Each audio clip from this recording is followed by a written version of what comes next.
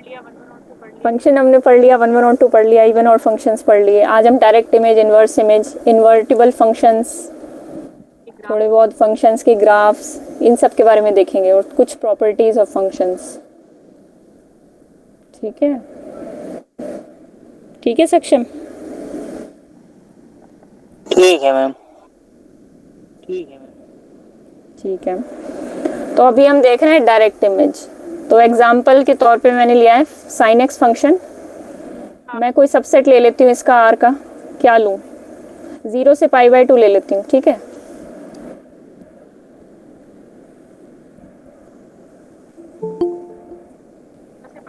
Zero से π/2 के बीच में, 0 से π/2 आर में कंटेंट है।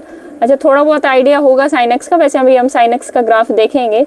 साइन एक्स में क्या होता है, 0 पे 0 होता है फंक्शन, 0 से π/2 के बीच में स्ट्रिक्टली इंक्रीज करता है ये फंक्शन, और 0 पे 0 वैल्यू देता है, 1 पे 1 वैल्यू देता है। तो f ऑफ 0, π/2 अगर हमें निकालना है तो ये क्या आएगा? सारे इमेजेस का सेट आएगा ना, जैसे हमने डेफिनेशन में देखा। तो ये क्या आ जाएगा? 0 1 क्लोज्ड इंटरवल। ठीक है, अभी हम साइन एक्स का ग्राफ देखेंगे तो आपको और क्लियर हो जाएगा। वैसे साइन एक्स की रेंज क्या होती है? इतना तो पता होगा ना, साइन एक्स की रेंज कहाँ से कहाँ तक होती है? -1 से 1। -1 to 1। पर डायरेक्ट इमेज हमने किसकी देखी? एक सबसेट ऑफ इट्स डोमेन की। डोमेन क्या थी? आर थी। फंक्शन साइन एक्स था। डोमेन यानी आर का एक सबसेट, उस पर हमने फंक्शन की डायरेक्ट इमेज चेक की और वो आ रही है closed interval 0 1, which is a subset of -1 to 1। मतलब जो भी इसका रेंज आएगा उसका ये सबसेट होगा डायरेक्ट इमेज। ठीक है, एग्जाम्पल नोट कर लो, मैं रब करने जा रही हूँ क्योंकि मुझे इन्वर्स इमेज बताना है अभी यहाँ पे, या मैं इधर वाला रब कर दूँ? चलो एग्जाम्पल ही रब कर दूंगी।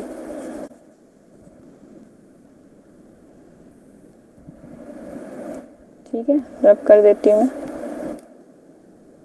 रह गया हो तो बता देना। किसी का रह जाए तो बीच में भी बता सकता है, ऐसे इसमें अंडू भी हो जाता है।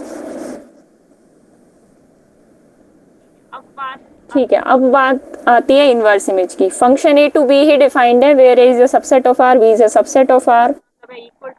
सबसेट ऑफ r का मतलब है इक्वल टू भी हो सकते हैं, मतलब a r भी हो सकता है, b भी r हो सकता है। तो सबसेट से प्रॉपर सबसेट मत समझना, कहीं मिस्टेक कर जाओ। जैसे अभी मैंने साइन एक्स के लिए r to r function define किया था। इनवर्स इमेज क्या होता है?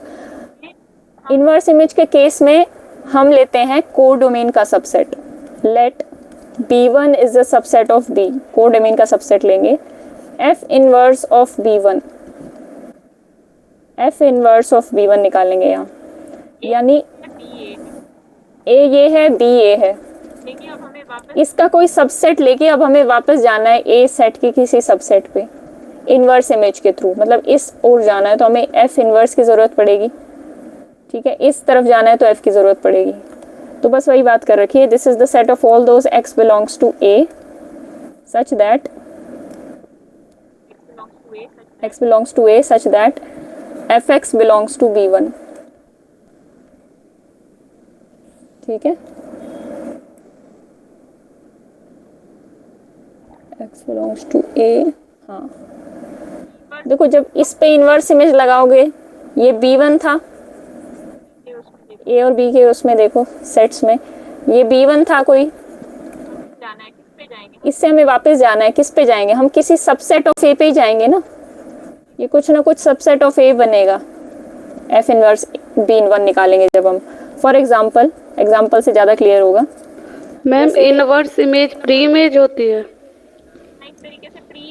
हाँ, एक तरीके से प्री इमेज बोल सकते हो। इनवर्स इमेज अभी देखो एग्जाम्पल से और अच्छे से क्लियर होगी। जैसे ये एग्जाम्पल है fx equal to x square.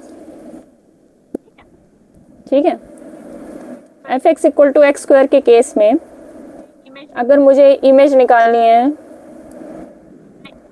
अब मैं इनवर्स इमेज और डायरेक्ट इमेज दोनों की बात करती हूँ। मुझे निकाल के बताओ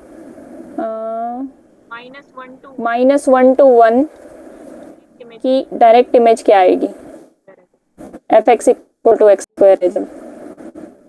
जल्दी से कोई दाएं निकाल के।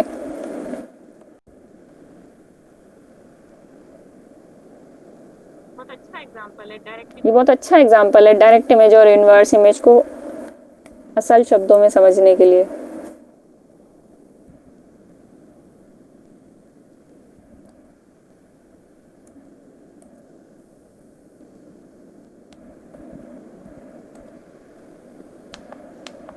Zero one. Close interval 0 1।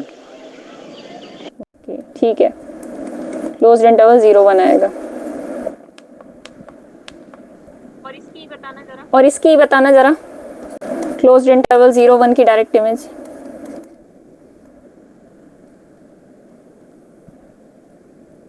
Same ही होगा, क्लोज इंटरवल 0 1। अब देखो यहाँ पे क्या पता चला, ये दोनों सेट्स इक्वल नहीं थे, -1 to 1 क्लोज्ड इंटरवल और 0 1 क्लोज्ड इंटरवल सेम नहीं थे, लेकिन फिर भी इनकी डायरेक्ट इमेज सेम आ गई। ठीक है, ये भी एक केस हो सकता है। ये ऐसा कोई रूल नहीं है कि सेट सेम नहीं होंगे तो उनकी डायरेक्ट इमेज भी सेम नहीं आएगी। ठीक है, अब मेरे को ये बताओ inverse image of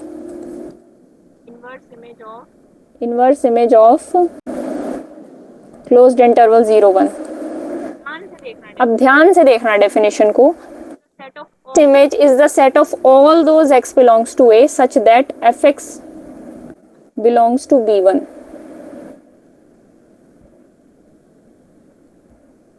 new page open कर लेती हूँ, रुक जाओ। डेफिनेशन क्या कहती है? Set of all those x belongs to a -1, 1। तो मैंने पूछी थी f इनवर्स ऑफ 0 1, तो ये क्या आएगी? सारे पॉइंट्स आएंगे जो 0 1 देते हैं पलट के। अभी ग्राफिकली बताती हूँ तो आपको क्लियर हो जाएगा। ये ग्राफ है फंक्शन का। ठीक है, ये ग्राफ है। 0 1 कहाँ से कहाँ तक? इन्होंने पूछा है 0 से 1 तक की इनवर्स इमेज। 0 से 1 कहाँ से कहाँ तक है? यहाँ से यहाँ तक। ठीक है, 0 से 1 कौन कौन से पॉइंट्स दे रहे हैं? ये -1 पॉइंट होगा, ये 1 पॉइंट होगा, क्योंकि ये 1 पे 1 देगा फंक्शन f(x = x² है ना, और -1 पे भी 1 देगा। ठीक है, तो -1 से 1 के बीच के जितने भी पॉइंट्स हैं वो ये सेट दे रहे हैं, वो ये इमेज दे रहे हैं। ठीक है, क्लोज्ड इंटरवल 0 1। तो हमें सारे पॉइंट्स निकालने हैं इनवर्स इमेज के केस में, जो जिसकी इमेज डायरेक्ट इमेज क्या आ जाए? Closed interval 0 1। अगर हमसे ये पूछ लिया होता इनवर्स इमेज ऑफ 0 to 4, तो क्या निकालते?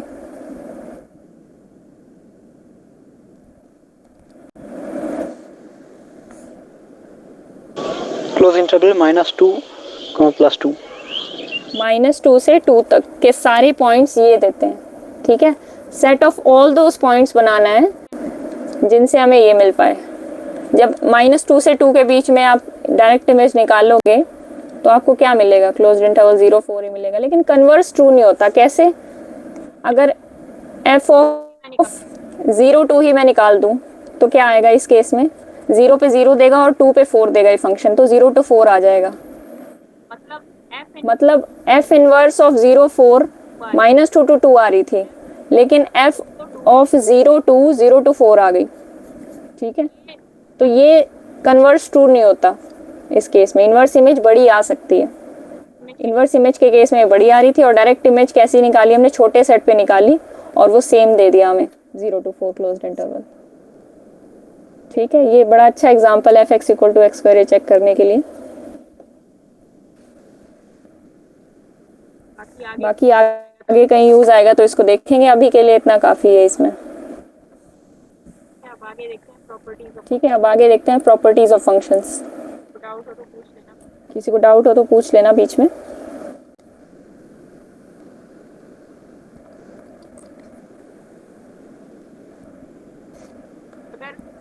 अगर फाई पे किसी सेट की इमेज देख रहे हैं, किसी फंक्शन की इमेज देख रहे हैं, तो वो फाई ही आएगी।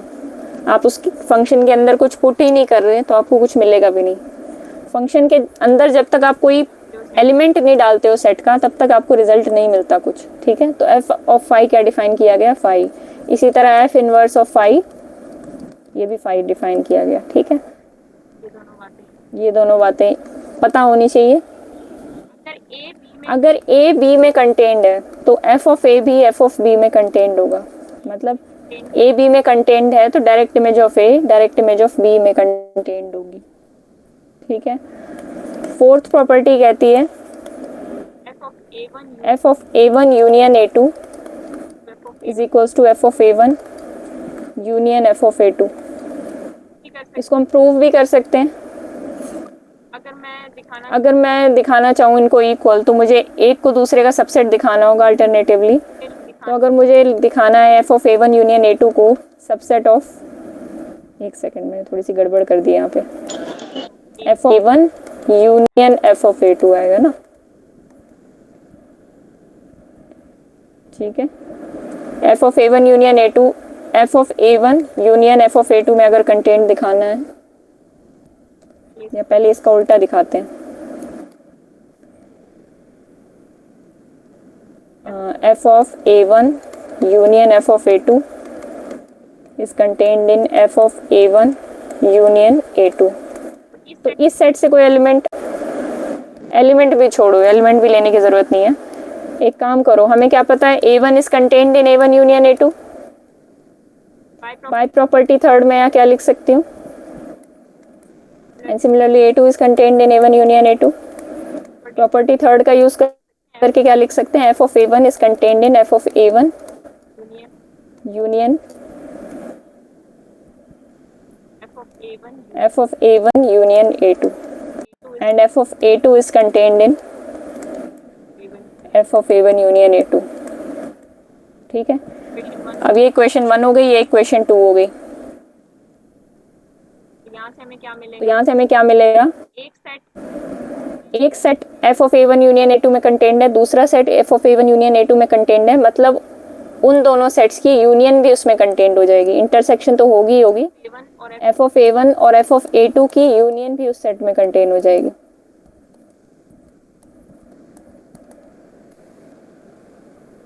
एक साइड तो प्रूव हो गई। ठीक है, तो एक साइड तो प्रूव हो गई।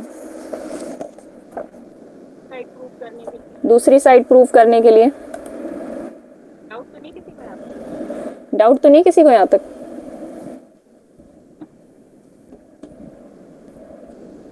नहीं ma'am.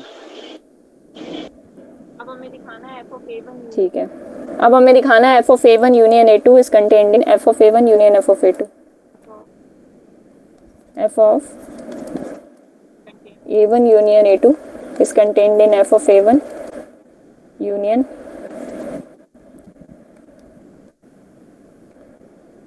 F of A two. इसका कोई एलिमेंट ले लो।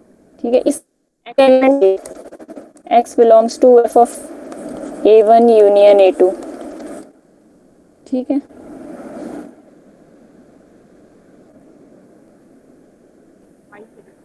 इसको y से आसान रहेगा। y क्या होगा कि कोई ऐसा x एग्जिस्ट कर जाएगा x1 a1 यूनियन a2 में a1 such that y is equal to f of x। ठीक है, इसके अंदर कोई एलिमेंट होगा, y इस सेट से बिलोंग कर रहा है, इस फंक्शन इसके रेंज सेट से बिलोंग कर रहा है f ऑफ a1 यूनियन। हाँ,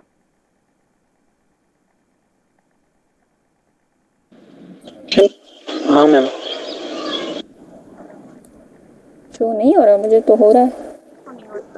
किसको नहीं हो रहा? अभी ठीक है मैम। हो सकता है बीच में नेटवर्क रुक गया हो। ठीक है ना अभी?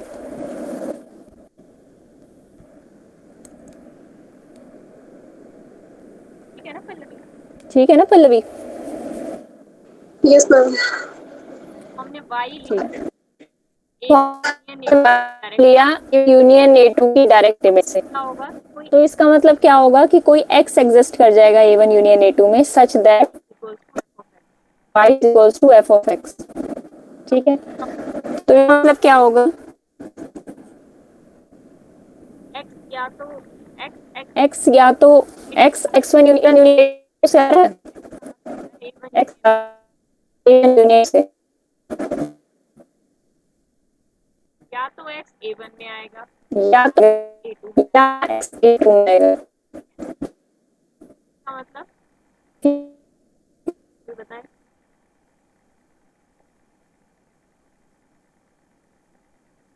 देखो अगर x A1 में आ गया तो f of x1 से बिलोंग कर जाएगा, f of A1 से बिलोंग कर जाएगा।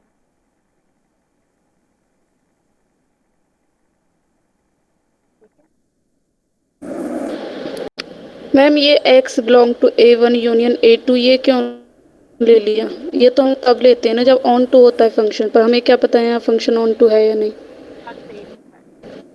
देखो मैंने इस बात से ही लिखा है, अगर y f of A1 union A2 से बिलोंग कर रहा है पक्का एग्जिस्ट तो कोई ना कोई x ऐसा पक्का एग्जिस्ट कर रहा होगा सच दैट y का पार्ट है, y इसके रेंज सेट से बिलोंग कर रहा है f के।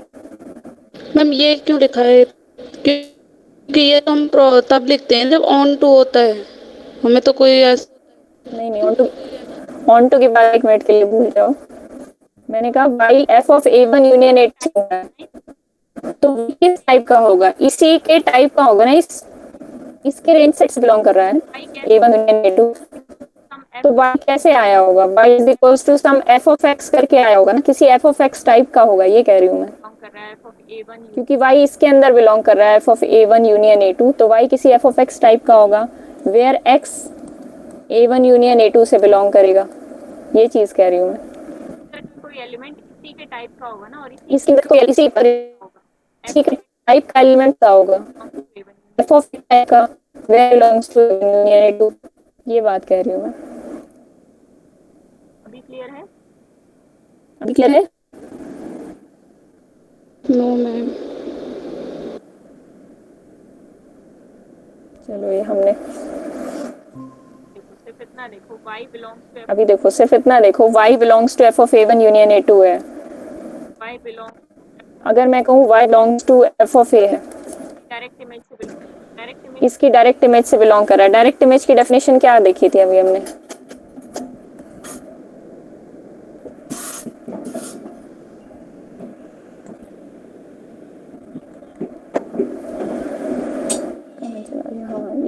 डेफिनेशन क्या थी? डायरेक्ट इमेज की डेफिनेशन क्या थी? f ऑफ A1 क्या है? fx टाइप के एलिमेंट्स का सेट है, fx टाइप के एलिमेंट्स का सेट है where x belongs to A1। हमने सिर्फ सेम इसी बात को यूज किया है, वहाँ पे क्या ठीक है। वहाँ पे है f of A1 union A2, ठीक है। f of A1 union A2 में किस टाइप के एलिमेंट्स होंगे? f ऑफ x टाइप के एलिमेंट्स होंगे वेयर x बिलोंग्स टू, यहाँ पे थोड़ी जगह कम है, where x belongs to such that x belongs to A1 such that x belongs to A1 union A2। की बात है कि नहीं? इतनी बात क्लियर है कि नहीं? Yes ma'am. इतनी बात क्लियर है ना? तो Yes, अब ma'am. इस fx को हमने बस y का नाम दे दिया है वहां पे। मैं वो वाला पेज दिखाती हूँ। f of A1 union f of A1 union A2 में किस टाइप के एलिमेंट्स थे? वो सारे fx थे such that x belongs to A1 union A2, ठीक है। अब इस fx को बस हमने y बोल दिया था और कुछ नहीं है। इस तो हमने कहा इसके अंदर कोई एलिमेंट अगर बिलोंग करेगा इसकी डायरेक्ट इमेज के अंदर तो वो किस टाइप का होगा? where x belongs fx type का होगा where x belongs to A1 union A2। बस डायरेक्ट इमेजिनेशन है और कुछ नहीं लगाया हमने, ओके मैम। ठीक है। तो मैंने क्या कहा x belongs to A1 तो मैंने क्या कहा x belongs to A1 union A2 such that y belongs to, तो y हाँ। होगा y equals to some f of x। तो y किस टाइप का होगा? y is equals to some fx होगा where x belongs to A1 union A2, अब x कहाँ से आ रहा था? ठीक है। अब x कहाँ से आ रहा था? A1 यूनियन A2 से, ये बात ध्यान देने वाली है। या तो A1 तो x या तो A1 से आ रहा था या A2 से, x belongs to A1 ठीक है। x बिलोंग्स टू A1 है, अगर मैं एक बार के लिए मान लेती हूँ कि x बिलोंग्स टू A1 है, कहाँ से बिलोंग करेगा? f तो f ऑफ x कहाँ से बिलोंग करेगा? f ऑफ A1 से। f ऑफ x है क्या? यहाँ से देखो f ऑफ x है क्या? y, तो y belongs to f of A1। हाँ, दूसरे केस में या दूसरे केस में x बिलोंग्स टू A2 है तो मैं क्या लिख सकती हूँ? f of x belongs to f of A2, y belongs to f of A1। यानी y belongs to f of A2, ठीक है। y of A1 में है तो y f ऑफ a1 में है या y f ऑफ a2 में है, यहाँ से हमें क्या मिलेगा, कोई बताएगा? y belongs to f a1 union f a2। हाँ, y बिलोंग्स टू, ऊपर लिख देती हूँ मैं, y belongs to fa1 union fa2। बस मेन बात यही थी। तो हमने कहाँ से एलिमेंट लिया था? f of a1 union a2 से। ये क्या था f ऑफ A हमने क्या किया था? f of a1 union a2 से एलिमेंट लिया था, f of a1 union f of a2 में दिखा दिया, तो यानी f of a1 union a2 f of a1 union f of a2 में कंटेंट हो गया। ठीक है, इनको लिख लो प्रूफ्स को लॉजिक समझने के लिए। ठीक है प्रूफ्स, लेकिन बहुत ज़्यादा काम के नहीं है, लॉजिक आना चाहिए कि कहाँ से आया। अभी मैं तुम्हें होमवर्क देती हूँ, इसी का दूसरा पार्ट नोट कर लिया सबने? दोनों साइड कंटेनमेंट दिखा दी। हमने दोनों साइड कंटेनमेंट दिखा दी। लास्ट पेज पे हमने उल्टी कंटेनमेंट दिखाई थी, इस पेज पे हमने ये वाली कंटेनमेंट दिखा दी। रह गया हो तो किसी का अब कुछ रह गया हो तो बताओ।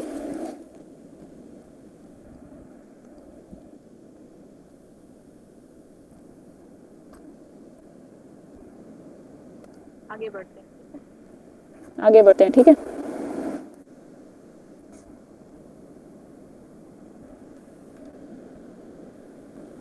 अब ये रिजल्ट इंटरसेक्शन में कब लगता है? इंटरसेक्शन जब लगता है ना, एक और प्रॉपर्टी कंटेनमेंट में लगता है। A intersection f of a एक इंटरसेक्शन f ऑफ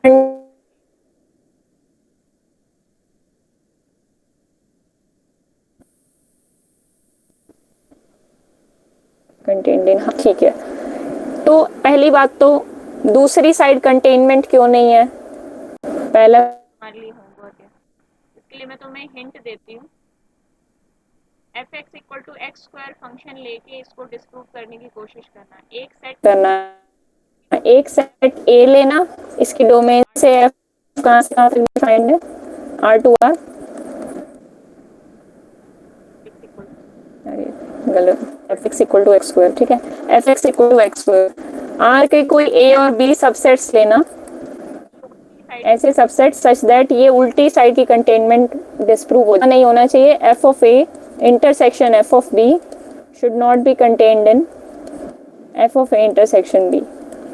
इसका काउंटर एग्जाम्पल ढूंढना है आपको, मतलब ये प्रूव करना है किसी एग्जाम्पल के थ्रू ये चीज़ कि ये इसके अंदर कंटेंट नहीं है।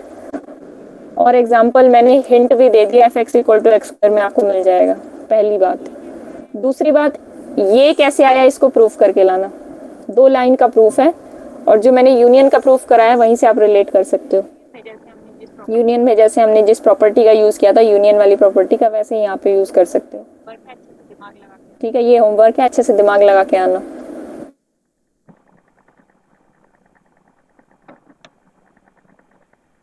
देखो, हमें प्रॉपर्टी क्या होती है इंटरसेक्शन के केस में? F of A intersection B is contained in f of A intersection f of B. ये आपको प्रूव करके लाना है पहली बात तो।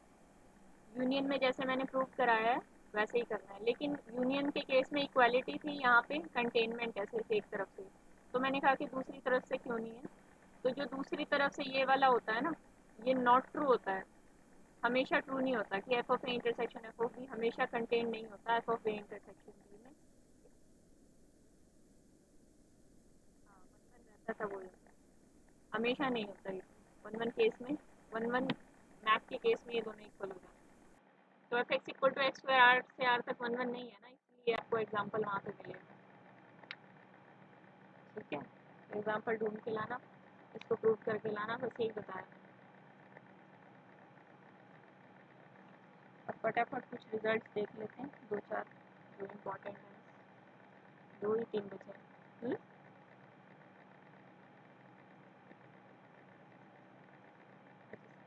स्क्रीन शेयर हो गया।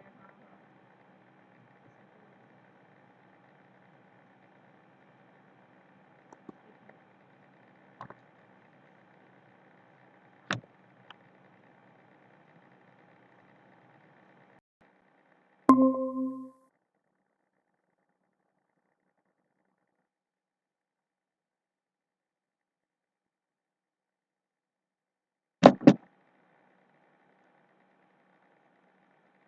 हाँ,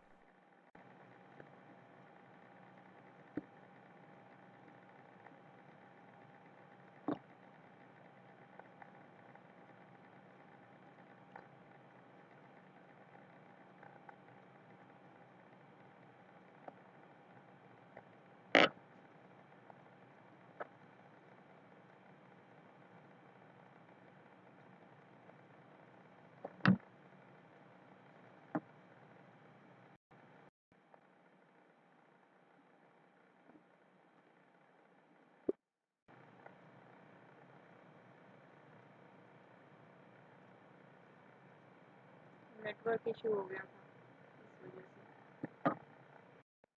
आवाज आ रही है मेरी?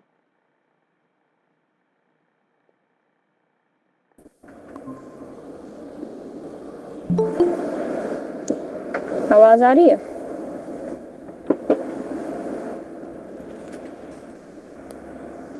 Yes ma'am. Yes ma'am, voice आ रही है। ठीक है, अब स्क्रीन शेयर करती हूँ।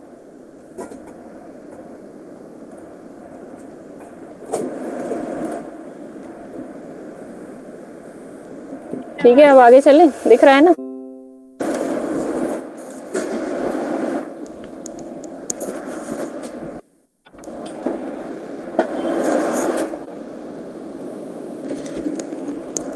चलो, अब तो दिख रहा है। Yes ma'am. इनवर्स इमेज के केस में देखो क्या रिजल्ट्स होते हैं। इनवर्स इमेज के केस में इक्वालिटी आ जाती है।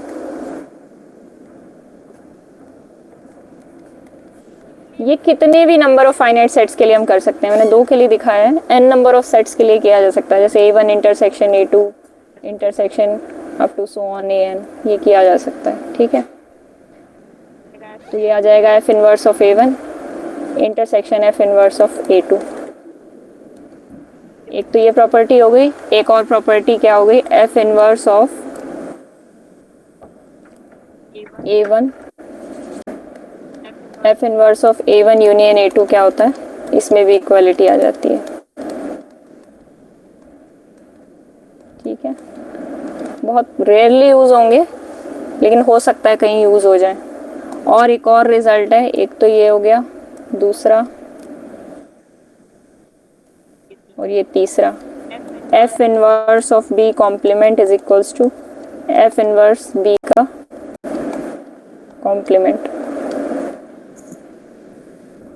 ठीक है, किसी को प्रूफ्स में ज़्यादा इंटरेस्ट है तो बुक में जाके देख सकता है, बाकी अभी आपको प्रूफ्स की ज़रूरत नहीं है इतने।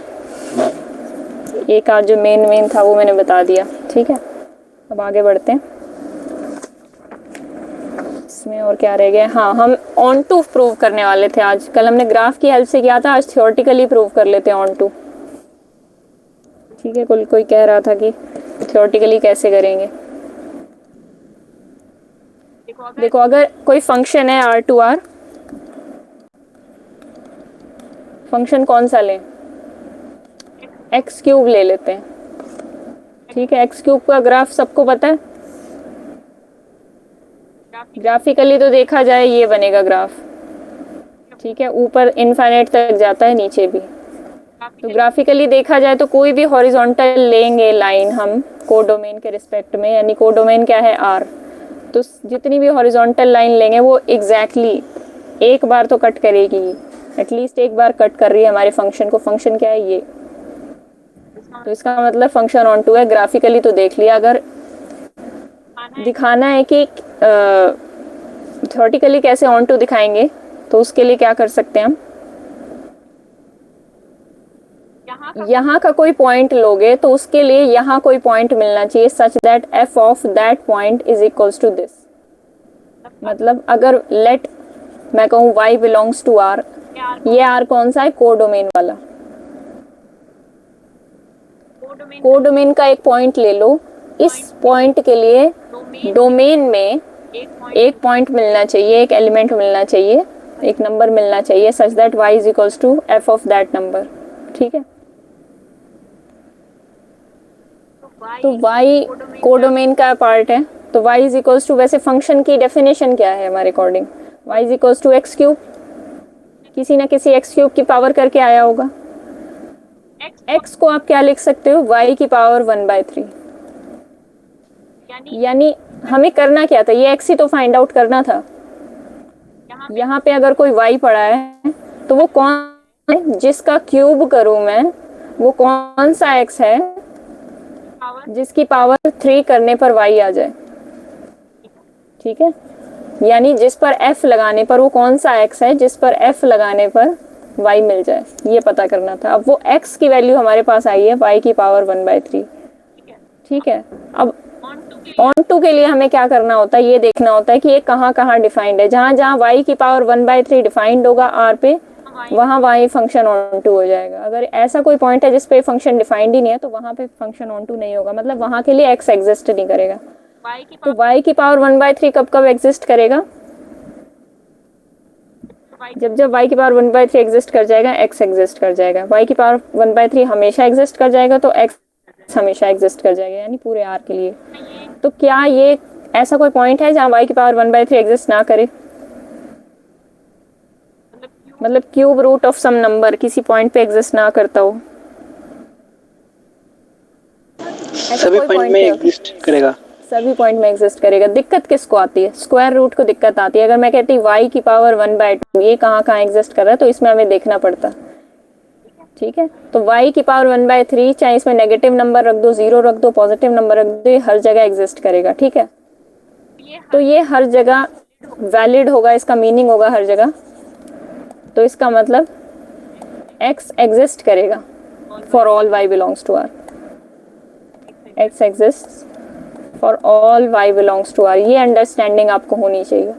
अब मैं अगर लूँ f(x = x² फंक्शन, तब आपको डिफरेंस पता चलेगा। ऑन टू होने में लास्ट वाला फंक्शन तो ऑन टू था, और यहाँ ये फंक्शन ऑन टू क्यों नहीं है, और ऑन टू है तो कहाँ कहाँ, मतलब कितना एरिया कवर कर रहा है, कितना रेंज क्या है इसकी, ये पता चल जाएगा यहाँ से। फंक्शन है x²।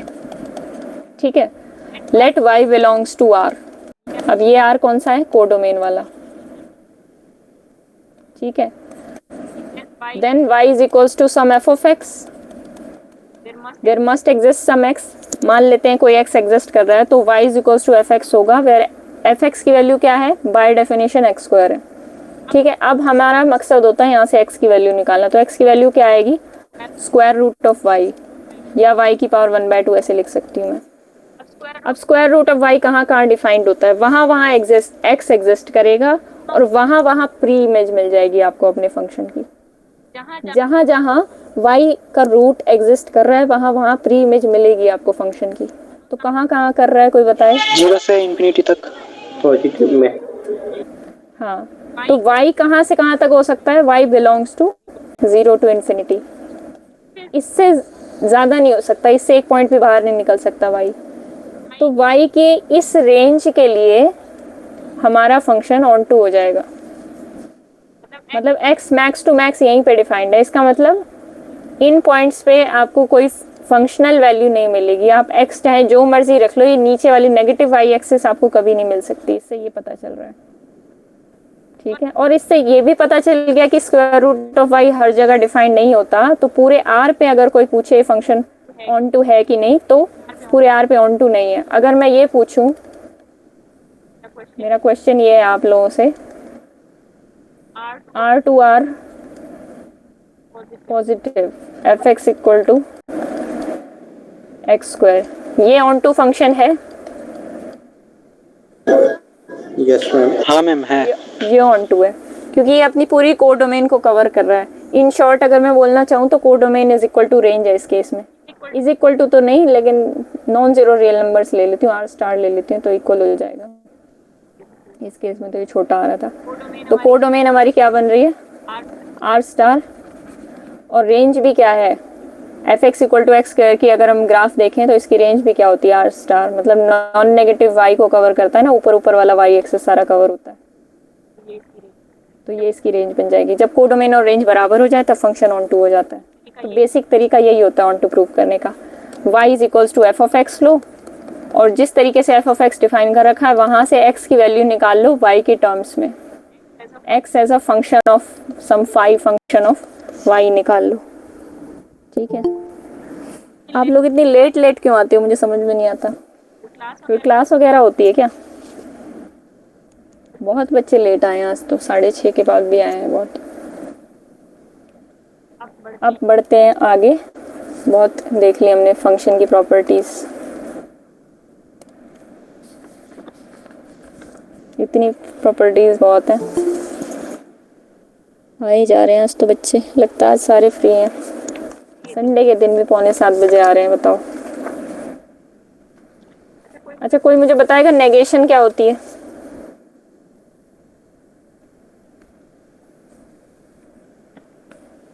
उसके बाद हम इनवर्स फंक्शन की डेफिनेशन देखेंगे। नेगेशन ऑफ ए स्टेटमेंट, अगर मैं कहूँ इफ ए देन बी, या फिर मैं बोलूँ, या तो इसकी बता दो नेगेशन। मैम ए अगर बी को इम्प्लाइज करता है तो बी भी ए को इम्प्लाइज करेगा। नहीं, not be implies not a. वो तो कॉन्ट्रा पॉजिटिव था, आपको मैंने कल बताया था।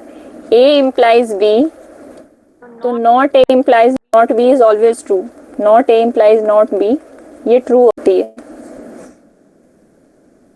ये मैथमेटिकल लॉजिक्स हैं, आपको पता होने चाहिए। ये होता है कॉन्ट्रा पॉजिटिव, और कॉन्ट्रा पॉजिटिव किसी स्टेटमेंट का हमेशा ट्रू होता है। यानी अगर मैं कहूँ, कोई सिंपल सी मैथमेटिकल स्टेटमेंट बताओ।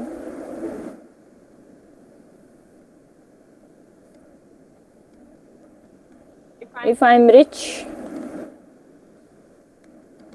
then I am happy। एक ये स्टेटमेंट है, इसका कॉन्ट्रा पॉजिटिव बनाऊंगी तो क्या बनेगा? इफ, जल्दी बताओ। If I am not happy, then I am not rich. Because I'm not rich. If I am not happy, then I am not rich। मतलब rich implies happy, not happy implies not rich. मतलब अगर कोई बंदा अमीर है तो वो पक्की बात है वो खुश होगा। तो अगर कोई बंदा हैप्पी नहीं है तो इसका मतलब पक्की बात है कि वो रिच नहीं है, इसलिए वो खुश नहीं है। ठीक है, तो ये स्टेटमेंट दोनों सेम सेम है ना, ट्रू है ये स्टेटमेंट। ये होता है कॉन्ट्रा पॉजिटिव जो मैंने अभी बनाया। अब इसकी नेगेशन बनानी हो अगर इसी स्टेटमेंट की, तो क्या बनाएंगे? नेगेशन कहती है इफ ए देन बी। ये नेगेशन क्या बनेगी इसकी? A and not b. A and not be, एक तो इस तरीके से लिख सकते हो, और एक तरीका क्या हो सकता है? पहला तरीका ये, दूसरा तरीका क्या हो सकता है? ए इम्प्लाइज बी। नेगेशन क्या बनेगी? ए इम्प्लाइज नॉट बी। अब देखो नाम से ही पता चल रहा है नेगेशन कुछ नेगेटिव बात है। मतलब अगर कोई स्टेटमेंट है ए इम्प्लाइज बी अगर ट्रू है तो उसका नेगेशन हमेशा फॉल्स होता है। नेगेशन इज ऑलवेज फॉल्स, ये ध्यान रखना। कॉन्ट्रा पॉजिटिव किसी स्टेटमेंट का हमेशा ट्रू होता है, नेगेशन हमेशा फॉल्स होता है। क्योंकि मैं कह रही हूँ अगर ए बी को इम्प्लाई कर रहा है, और नीचे मैं कह रही हूँ इसका ठीक उल्टा, a implies not b. A b के नेगेटिव को इम्प्लाई कर रहा है, तो अगर बी को इम्प्लाई कर रहा है तो उसके कॉम्प्लीमेंट को कैसे इम्प्लाई कर सकता है? सीधी सी बात है। तो इसका बनाना जो स्टेटमेंट मैंने लिखी है, if I am rich then I am happy. I am rich and I'm not happy, and I am not happy। अगर ऊपर वाली स्टेटमेंट ट्रू है, ठीक है, जिसके पास पैसा होता है वो कहता है कि if I'm rich then I'm happy। जिसके पास पैसा नहीं होता वो थोड़ा कवर अप करने की कोशिश करता है, वो कहता है I'm rich and I'm not happy। ठीक है ना? अब देखो और हम क्या चेंजेस क्या क्या करते हैं नेगेशन करते टाइम, जस्ट छोटे से चेंजेस बता देती हूँ मैं।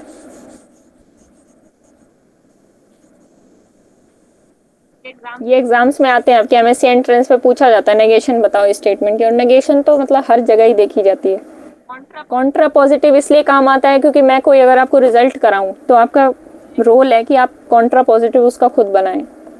यहाँ भी बताए जाएंगे, लेकिन आप हर स्टेटमेंट का, हर रिजल्ट का कॉन्ट्रा पॉजिटिव बना के देखो, और वो ट्रू ही होता है हमेशा। तो एग्जाम में ये नहीं होता कि अगर कॉन्टिन्यूटी पे कोई रिजल्ट आ गया तो डायरेक्ट कॉन्टिन्यूटी पे ही लगना है, या यूनिफॉर्म कॉन्टिन्यूटी पे वो डायरेक्ट रिजल्ट लग जाएगा, ऐसा नहीं होता। उसका कॉन्ट्रा पॉजिटिव भी लग रहा होता है कई बार, तो दिमाग को हर तरफ से घुमा के देखना है, इसलिए कॉन्ट्रा पॉजिटिव समझना जरूरी है। और नेगेशन तो डायरेक्ट क्वेश्चन में ही पूछी जाती है, एक स्टेटमेंट दी जाएगी उसकी नेगेशन बनाने को बोल दी जाएगी। ठीक है, ए और बी कैसे चेंज होगा, इसकी नेगेशन क्या होगी? और किस में चेंज हो जाता है? एंड में चेंज हो जाता है। ए और बी चेंज हो जाता है ए एंड बी में। सॉरी क्या बोल दिया मैंने? हाँ, और तो एंड में चेंज होगा ही। ये हो जाएगा not A and not be.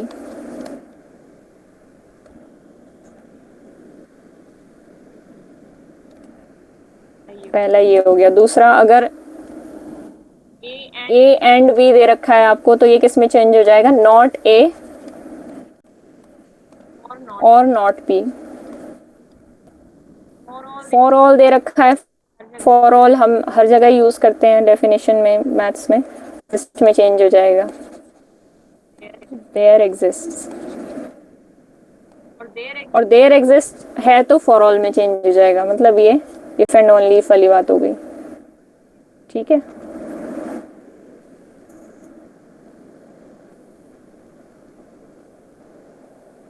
अच्छा, नेगेशन ऑफ अ स्टेटमेंट। एक स्टेटमेंट की नेगेशन करो और फिर से उसकी नेगेशन कर दो तो वो क्या होती है? वापस वही स्टेटमेंट आ जाती है। तो एक स्टेटमेंट पी दे रखी है, इसकी नेगेशन की, कोई स्टेटमेंट आई और फिर से इसकी नेगेशन कर दी तो वही वापस स्टेटमेंट आ जाएगी। ठीक है, ये बात भी ध्यान में रख सकते हो। ठीक है, कन्वर्स क्या होता है, कोई बताएगा? ए इम्प्लाइज बी। बी इम्प्लाइज ए। कन्वर्स हम बहुत यूज करते हैं। ए इम्प्लाइज बी, बी इम्प्लाइज ए। अब किसी स्टेटमेंट का अगर आपको दे रखी है कोई थ्योरम, ए इम्प्लाइज बी कोई स्टेटमेंट, तो ज़रूरी नहीं है कन्वर्स ट्रू हो। कन्वर्स हमेशा ट्रू नहीं होता। जैसे हमने f of A intersection f of B में देखा था, f of A intersection B f of A intersection f of B में कंटेंट था, पर कन्वर्स वहाँ पे ट्रू नहीं था। ठीक है, तो मैथ्स में जब आप रिजल्ट्स पढ़ रहे हो, अभी भी जैसे भी आप 6 महीने प्रिपेयर करोगे, तो 2 चीज़ें आपको ज़रूर सोचनी है।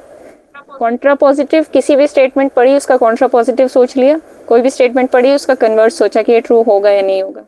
अगर कन्वर्स ट्रू नहीं होता तो कुछ ना कुछ काउंटर एग्जाम्पल आपको मिलता है, जैसे वो इंटरसेक्शन वाले में मिलेगा, ढूंढोगे तो। ठीक है, कन्वर्स ट्रू नहीं होता तो एटलीस्ट एक एग्जाम्पल मिल जाता है such that b does not imply a. ये कहते हैं कि बी इम्प्लाइज ए। एक भी ऐसा एग्जाम्पल मिल जाए जिसमें बी ए को इम्प्लाई ना कर रहा हो तो कन्वर्स नॉट ट्रू हो जाता है। कन्वर्स को ट्रू प्रूव करने के लिए आपको प्रूफ लिखना पड़ेगा, नॉट ट्रू प्रूव करने के लिए एक एग्जाम्पल ही काफ़ी है। जैसे मैंने कल बताया था कि डिसप्रूव करने के लिए आपके पास एक एग्जाम्पल काफ़ी होता है। तो बस यही सब चीज़ें हैं समझने के लिए, बेसिक चीज़ें थी ये। अच्छा, एक और चीज़ जो आगे आपके बहुत काम आएगी वो है AMGM इनइक्वालिटी। AMGM HM भी करा देती हूँ। इनकी फुल फॉर्म बताएगा कोई? अरिथमेटिक प्रोग्रेशन, जियोमेट्रिक प्रोग्रेशन और हार्मोनिक प्रोग्रेशन। हार्मोनिक प्रोग्रेशन, हाँ ठीक है। ये सीक्वेंस सीरीज में या कहीं भी बड़े यूज होते हैं।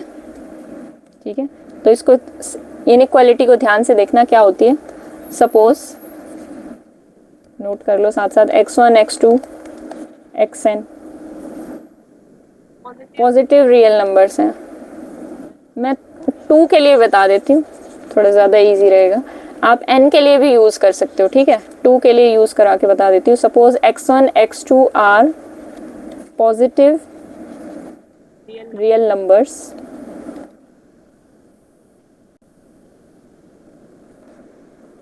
then harmonic mean is less than equal to geometric mean is less than equal to arithmetic mean। ठीक है, एक QM भी आता है क्वाड्रिक मीन, पर वो हमारे स्कोप से बाहर है, उसको हम नहीं कर रहे हैं। AM QM से कम होता है। ठीक है, किसी को ज़्यादा इंटरेस्ट हो तो जाके नेट पे चेक कर लेना, पर यूज़ नहीं है आपके लिए, कोई ज़रूरत नहीं है। तो 0 इज़ ग्रेटर देन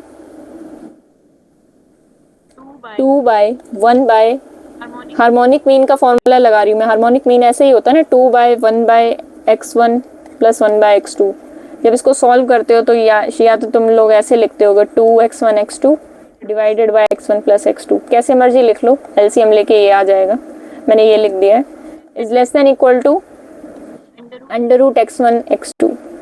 जितने नंबर्स होते हैं उतनी पावर 1 बाय n होती है। मान लो n नंबर्स होते हैं तो जियोमेट्रिक मीन क्या होता है? x1 x2 xn, और जियोमेट्रिक मीन हो जाता है n नंबर्स का 1nth पावर।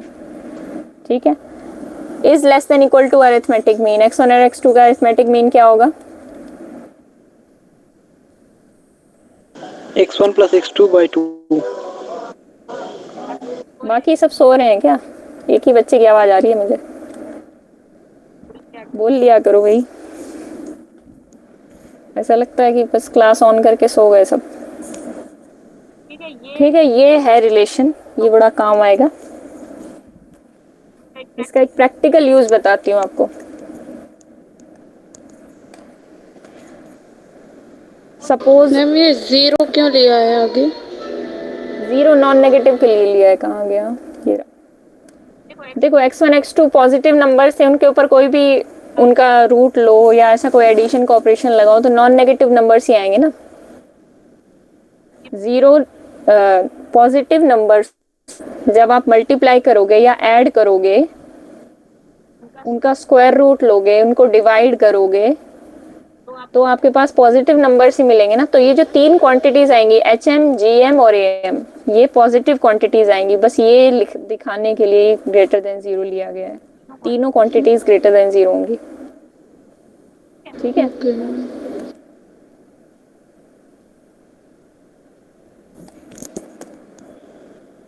x1 + 1/x, इस क्वांटिटी का हमें एक बाउंड निकालना है। अभी लोअर बाउंड अपर बाउंड आएगा तब मैं और अच्छे से बताऊंगी। इस क्वांटिटी का बाउंड निकालना है आपको। ठीक है, तो मैं x1 x2 x और x को पॉजिटिव नंबर ले लेती हूँ। जब x पॉजिटिव होगा तो 1/x क्या होगा, वो भी पॉजिटिव होगा। 1/any positive number is also a positive number. ठीक है, अब GM इज लेस देन इक्वल टू AM हम जानते हैं। x और 1/x पे GM HM इनइक्वालिटी लगाओ फटाफट। GM क्या होता था, x1 x2 का square root less than equal to x1 + x2/2। ये लगा के देखो क्या आ रहा है।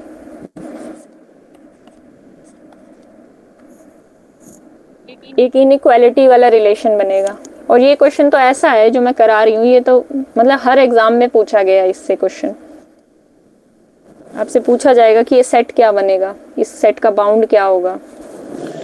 मैम x² + 1 > 2x आया। देखो आया, ठीक है। x + 1/x, पर मैंने कहा था इसका थोड़ा बाउंड निकालो ना, तो तुमने ज़्यादा ही इसको सॉल्व कर दिया। कोई बात नहीं, देख लेते हैं। x.1/x क्या होगा, 1 आ जाएगा। x से x कैंसिल हो जाएगा। पॉजिटिव नंबर है तो ऊपर नीचे मैं कैंसिल कर सकती हूँ, कहीं कुछ 0 नहीं है। तो इधर आ जाएगा 1 less than equal to x + 1/x divided by 2। यहाँ से हमें क्या मिल गया, x + 1/x is greater than equal to 2। Clear है? हाँ मैम, तो लोअर बाउंड 2 आया। हाँ, अगर x पॉजिटिव क्वांटिटी है, पॉजिटिव नंबर है, तो इसका लोअर बाउंड क्या होगा, 2 होएगा।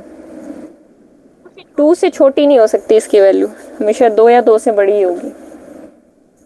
इससे रिलेटेड घुमा फिरा के क्वेश्चन दूंगी या असाइनमेंट या टेस्ट में, तब करना।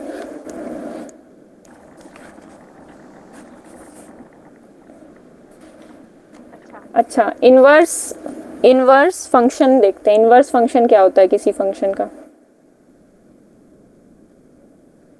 इनवर्स इमेज तो देख ली, इनवर्स फंक्शन देखते हैं। जब कोई फंक्शन 1 1 on 2 हो जाता है तो वो बाइजेक्टिव हो जाता है और उसका इनवर्स हम निकाल सकते हैं। ठीक है, तो लिखो let f(x)(y) be 1 1 on 2 function.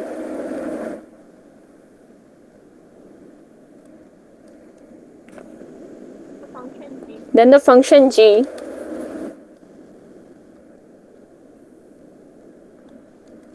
which is defined from y to x। देखो f(x)(y) डिफाइंड था, g y to x defined है, which associates each y belongs to y to the unique element x belongs to x, to the unique element x belongs to x such that fx is equal to y।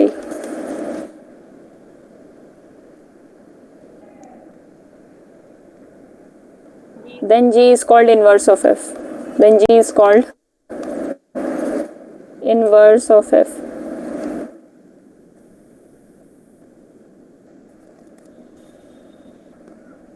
Denote कैसे करते हैं, g f का inverse है तो g is equals to f inverse, मतलब उसकी power में -1 कर देते हैं, इस तरीके से डिनोट करते हैं इन्वर्स फंक्शंस को भी। नंबर्स में भी हम इसी तरीके से डिनोट करते हैं।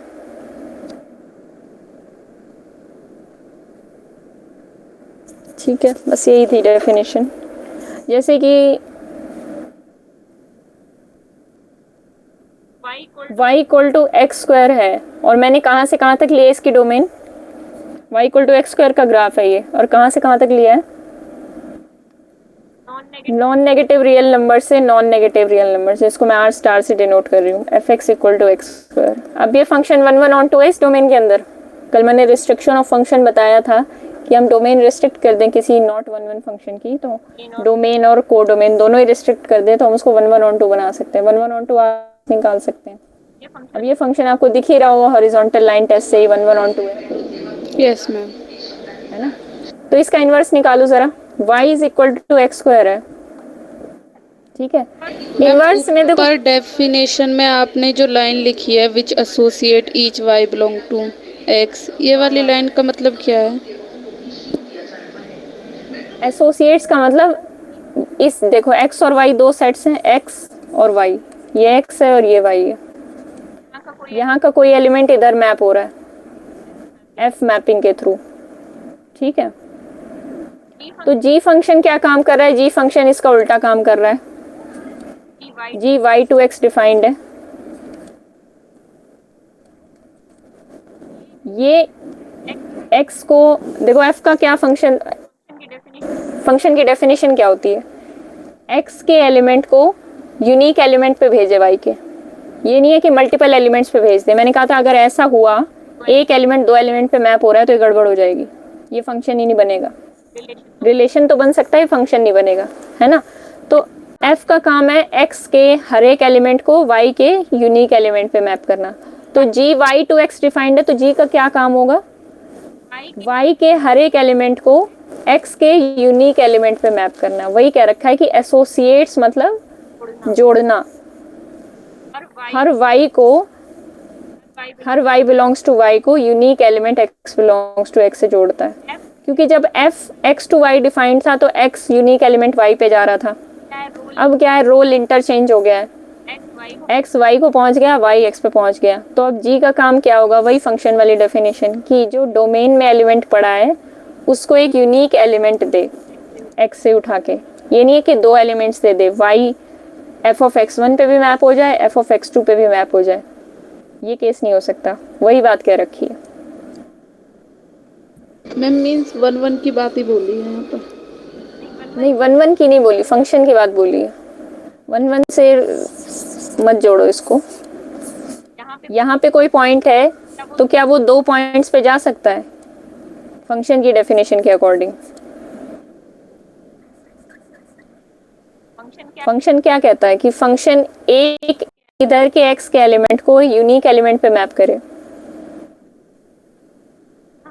है ना। ये केस नहीं हो सकता ना फंक्शन में कि इधर वाला x y1 पे भी मैप हो जाए और y2 पे भी मैप हो जाए, तो ये फंक्शन नहीं कहलाता। ये रिलेशन तो हो जाता है पर ये फंक्शन नहीं होता। जब हमने फंक्शन की डेफिनेशन देखी थी तब ये देखा था ना, यस मैम, आगे फंक्शन डिफाइंड ही इसी टर्म्स पे होता है। तो जब हमने f को डिफाइन किया तो x का एलिमेंट यूनिक y के एलिमेंट पे जाएगा। इसी तरह जब g को डिफाइन करोगे तो उल्टा केस हो जाएगा, y का कोई एलिमेंट उठाओगे तो वो x के किसी यूनिक एलिमेंट पे जाएगा। बस वही बात कह रखी है। Thus the function g associates y belongs to y to the unique element x belongs to x। बस इनके रोल्स इंटरचेंज करने की बात की गई। अगर f का इन्वर्स एग्जिस्ट करता है तो उसको नाम दे दिया कुछ g अपनी मर्जी से, और इनके रोल्स इंटरचेंज हो जाएंगे। फंक्शन की डेफिनेशन के बारे में बता दिया। यहाँ पे f x equal to x square का एग्जाम्पल लिया था मैंने, इसका इन्वर्स निकालना है हमें।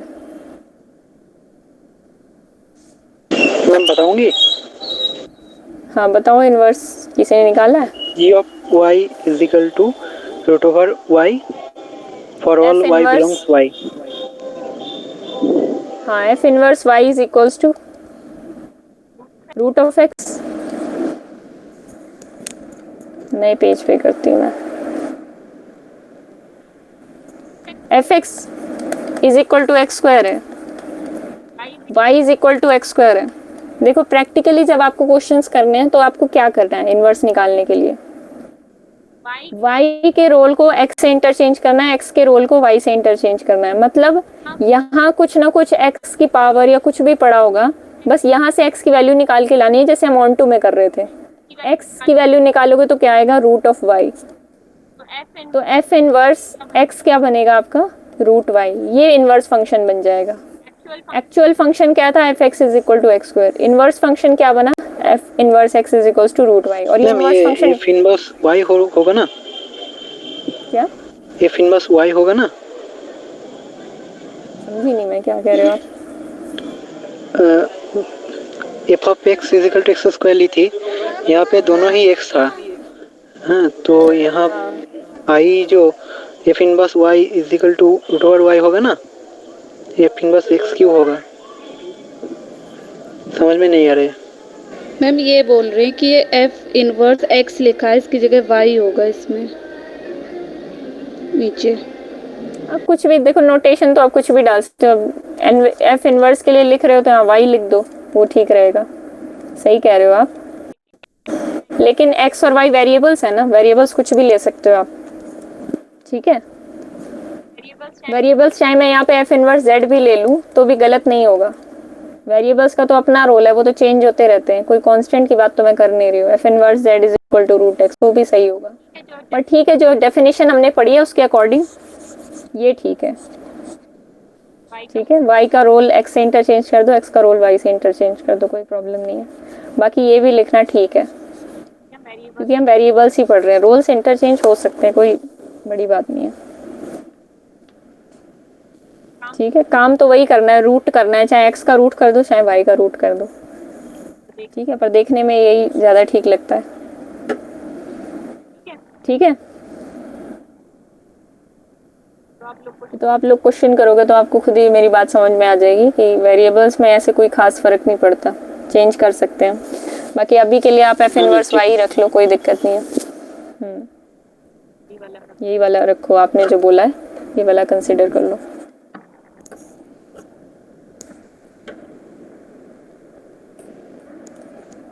अच्छा, 2-3 रिजल्ट्स हैं, फटाफट देख लेते हैं, बहुत इजी है कंपोजिशन में। अच्छा, 2 1-1 फंक्शंस की अगर आप कंपोजिशन करते हो तो 1-1 आएगी। Composition of 2 1-1 functions is 1-1। Composition 2 on-to functions की करोगे तो वो ऑन-टू आएगी। जैसे एफ और जी 2 फंक्शंस थे, हमने इनकी कंपोजिशन कैसे डिफाइन की थी? जी ओ एफ करके कुछ डिफाइन की थी। तो अगर एफ और जी दोनों 1-1 है तो इनकी कंपोजिशन जो जी ओ एफ आएगी वो भी 1-1 आएगी, और दोनों ऑन टू हैं तो इनकी कंपोजिशन भी ऑन टू आएगी। तो 2 रिजल्ट्स तो ये हो गए। तीसरा कहता है अगर जी ओ एफ, इसको ध्यान से देखना, f a to b defined है, g b to c defined है। पहले फंक्शन डिफाइन कर लिया करो, मैं लिखना भूल गई थी। जी ओ एफ अगर सर्जेक्टिव दे रखा है, if g o f is surjective then g is surjective. Surjective यानी ऑन टू। ठीक है, अगर ये कंपोजिशन फंक्शन ऑन हो गया तो जी ऑन टू हो जाएगा। ठीक है, अब जी ओ एफ ऑन टू दे रखा है, इसका हल्का सा प्रूफ का आइडिया ले लेते हैं। कैसे? जी ओ एफ ऑन टू दे रखा है तो जी कहाँ से कहाँ तक था? जी ओ एफ कहाँ से कहाँ तक डिफाइंड था? A to c. ठीक है, तो for all c belongs to c, small c ले लिया मैंने सी से, देयर एग्जिस्ट शॉर्ट फॉर्म में लिख रही हूँ, there exist some a belongs to a such that g o f of a is equal to c. ठीक है, यहाँ तक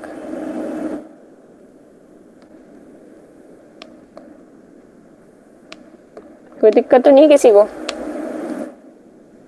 नो मैम।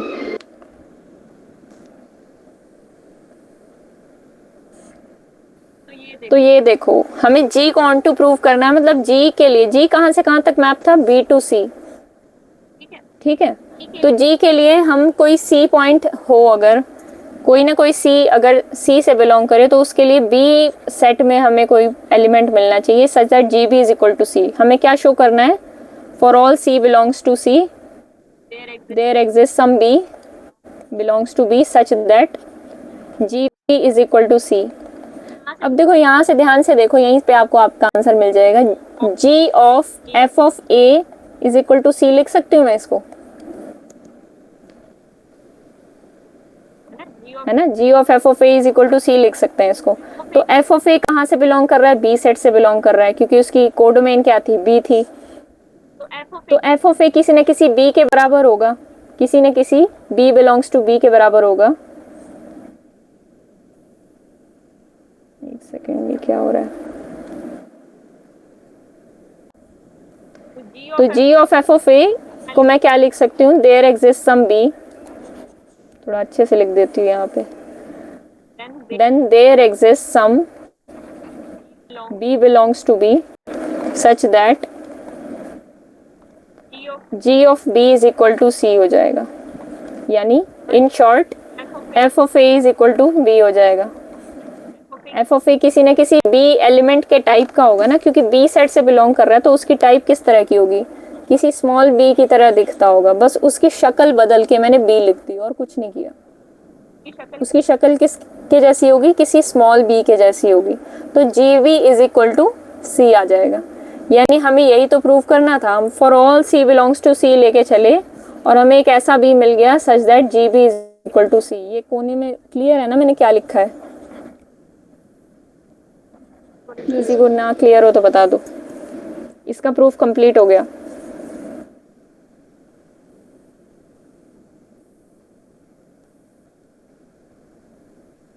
ठीक है,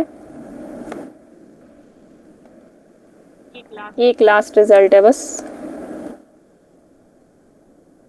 जी ओ एफ लास्ट तो नहीं है, सेकंड लास्ट है। अगर जी ऑफ एफ इज इंजेक्टिव, यानी 1 1 दे रखा हो, 1 1 और इंजेक्टिव,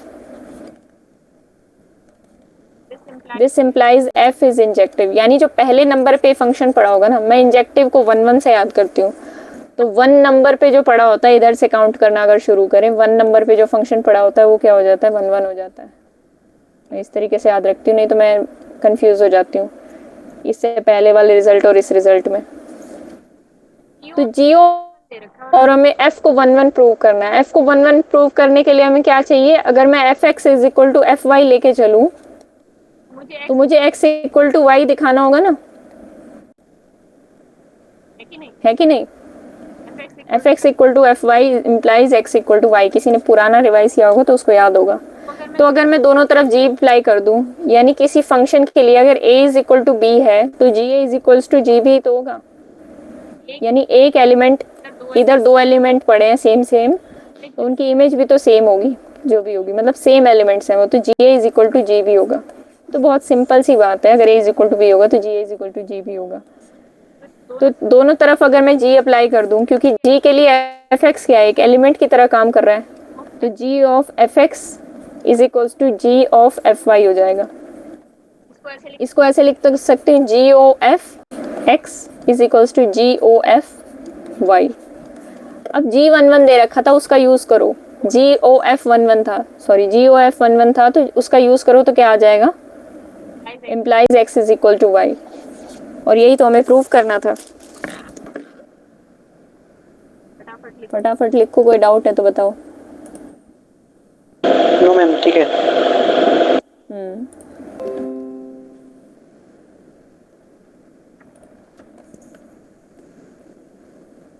फिफ्थ रिजल्ट ये है कि अगर जी ओ एफ बाइजेक्टिव हो गया तो यहाँ से हमें क्या मिल जाएगा? देखो जी ओ एफ अगर 1 1 था तो पहला वाला तो 1 1 हो रहा था, तो बाइजेक्टिव है तो 1 1 तो हो ही गया ना। कंपोजिशन अगर बाइजेक्टिव है तो कंपोजिशन 1 1 तो हो ही गई। तो कंपोजिशन 1 1 थी तो हमने पिछले रिजल्ट से क्या देखा? इससे हमें एफ 1 1 मिल रहा था और जी क्या मिल रहा था? ऑन टू मिल रहा था। सिंपल सी बात है।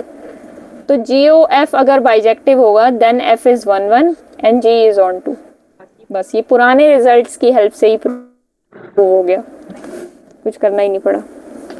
अगर कंपोजिशन बाइजेक्टिव है तो ये दोनों प्रॉपर्टीज तो पक्की होल्ड करेंगे। चलो फंक्शन के बारे में सब कुछ हो गया, एक बार ग्राफ्स अपने रिवाइज कर लेते हैं।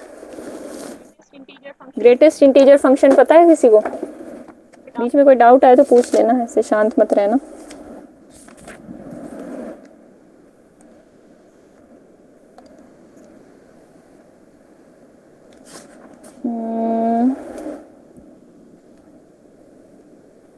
y is equal to 1/x, इसका ग्राफ क्या होगा?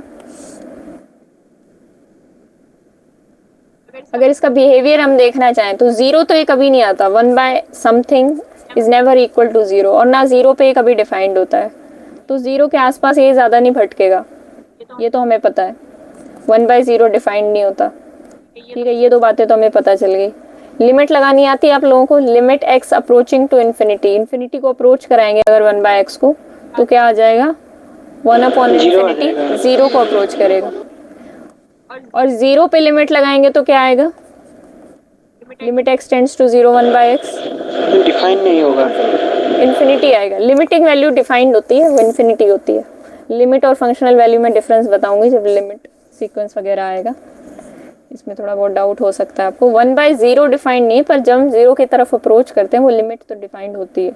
तो 0 की तरफ अप्रोच करते करते इन्फिनिटी आ रहा है, और नेगेटिव, ये तो पॉजिटिव साइड से चलो हमने अप्रोच कर लिया। लिमिट x टेंड्स टू 0 जब नेगेटिव करते हो आप, तो ये लिमिट आती है -इन्फिनिटी, ठीक है। लिमिट में हम और अच्छे से देख लेंगे इन चीज़ों को, अभी के लिए इतना काफ़ी है। मतलब 0 पे इन्फिनिटी की तरफ भाग रहा है, ये 0 है, 0 पे फंक्शन y वैल्यू इन्फिनिटी की तरफ भाग रही है, और इन्फिनिटी पे 0 की तरफ भाग रहा है। ये इन्फिनिटी है, x जब इन्फिनिटी को अप्रोच कर रहा है तो ये y वैल्यू 0 की तरफ अप्रोच करिए, पर y वैल्यू कभी 0 के इक्वल नहीं है, 1/x कभी 0 के इक्वल नहीं होगा, ये बात, ठीक है। एक और बात यहाँ से देख सकते हैं, इतना तो मैंने ग्राफ बना लिया और मुझे ये भी पता चल गया कि 0 नेगेटिव, यानी इस साइड से जब हम अप्रोच करेंगे लेफ्ट हैंड लिमिट, वो क्या आ रही है? -इन्फिनिटी आ रही है। ये तो राइट हैंड लिमिट थी, राइट हैंड से अप्रोच कर रहे थे, लेफ्ट हैंड से वो -इन्फिनिटी आ रही है। लेकिन 1/x कैसा फंक्शन है? ऑड है या इवन?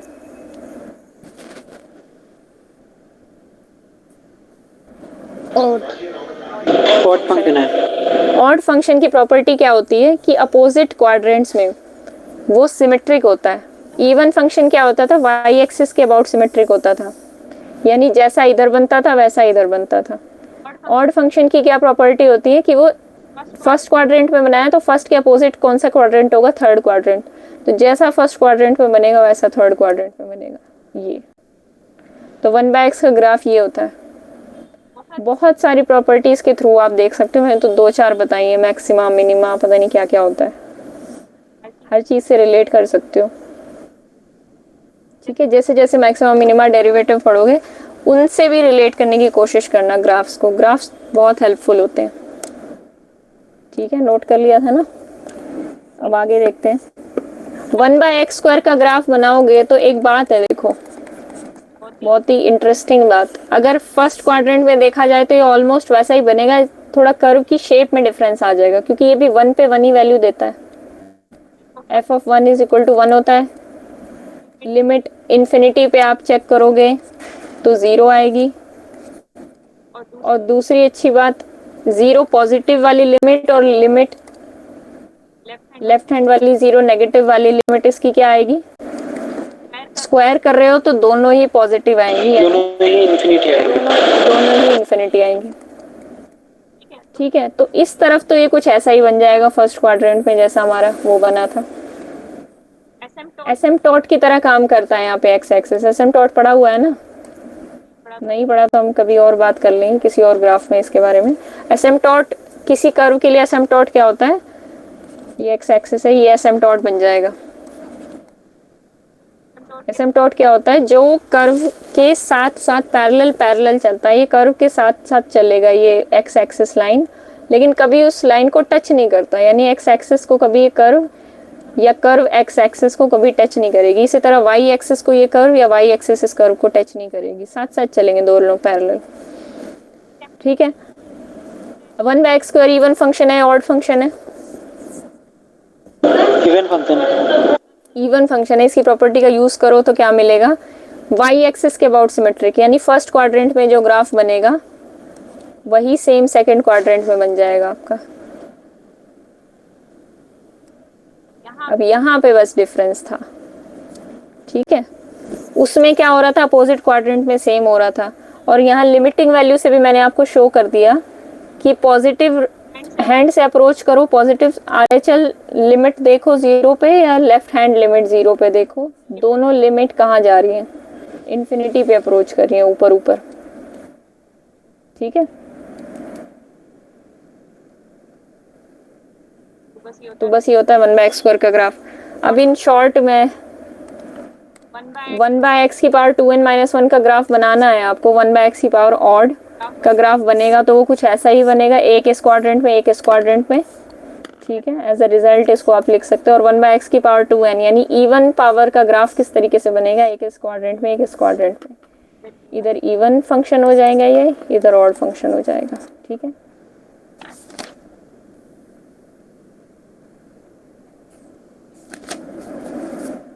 मॉड फंक्शन का ग्राफ कैसा होता है,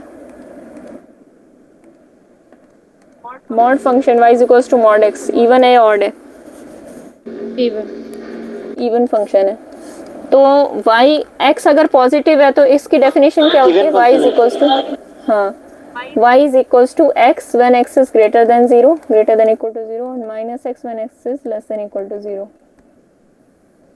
यानी अगर पॉजिटिव वैल्यू उसके अंदर आप डाल रहे हो तो ऐसे का ऐसे ही बाहर आ जाएगा, अगर नेगेटिव वैल्यू डाल रहे हो तो उसका नेगेटिव होके बाहर आएगा, है ना। -2 डाल रहे हो तो -2 बन जाएगा, विच इज +2। तो मॉड फंक्शन हमेशा पॉजिटिव वैल्यू देता है। तो ये बात तो पक्की है कि y एक्सिस के ऊपर ऊपर इसका ग्राफ बनेगा। किसी को ग्राफ का ABCD भी नहीं आता, वो भी बता सकता है कि y के एक्सिस के ऊपर बनेगा इसका ग्राफ। Yes ma'am. अब y इक्वल टू x के बराबर है नॉन नेगेटिव पे, नॉन नेगेटिव एक्सिस पे, नॉन नेगेटिव एक्सिस यानी ये वाला पोर्शन। यहाँ पे क्या है, y इक्वल टू x का ग्राफ ही बनाना है। y इक्वल टू x का ग्राफ क्या होता है, एक लाइन ही होती है, सिंपल स्ट्रेट लाइन। इस तरफ आपको y इक्वल टू -x का ग्राफ बनाना है तो ऐसे बना दो।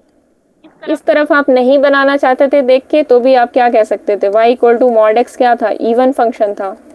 इवन फंक्शन क्या होता है, symmetric about y axis, symmetric about y axis. Greatest integer function का ग्राफ जानते हो,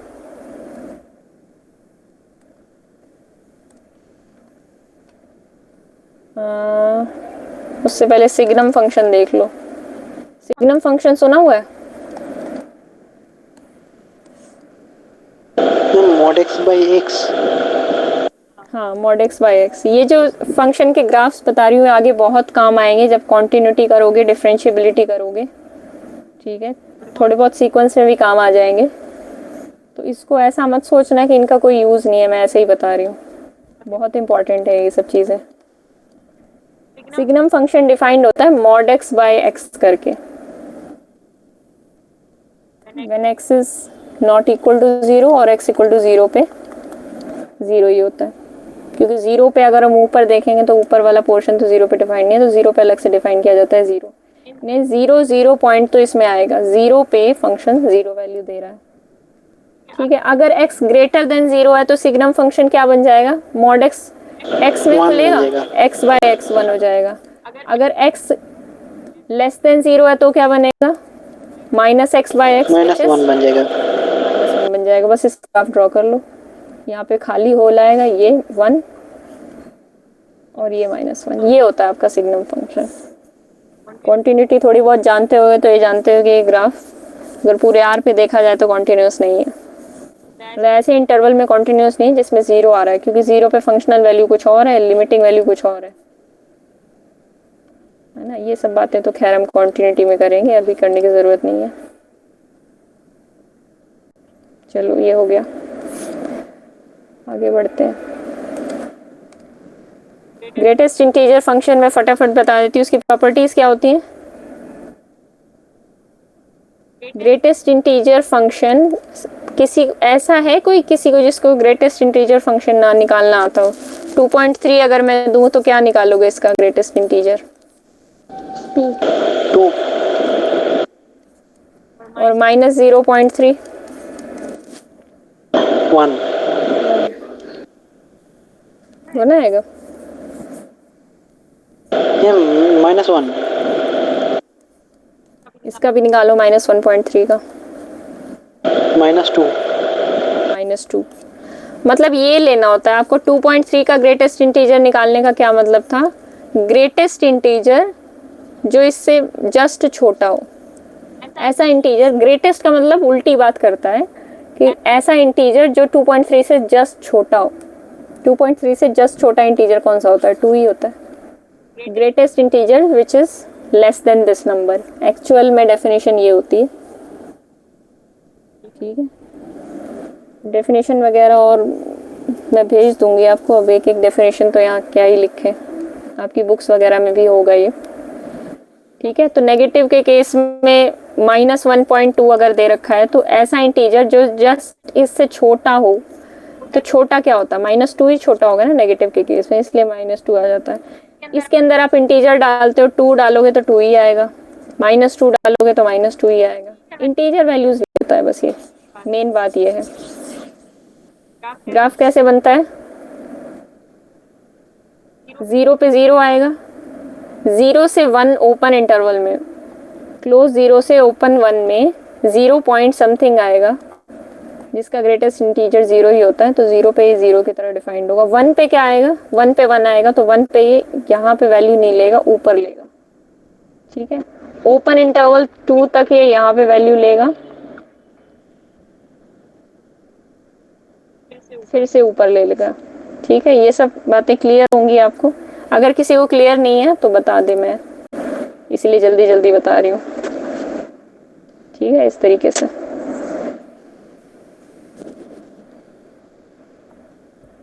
रैशनल फंक्शन सुना है किसी ने, फ्रैक्शनल पार्ट?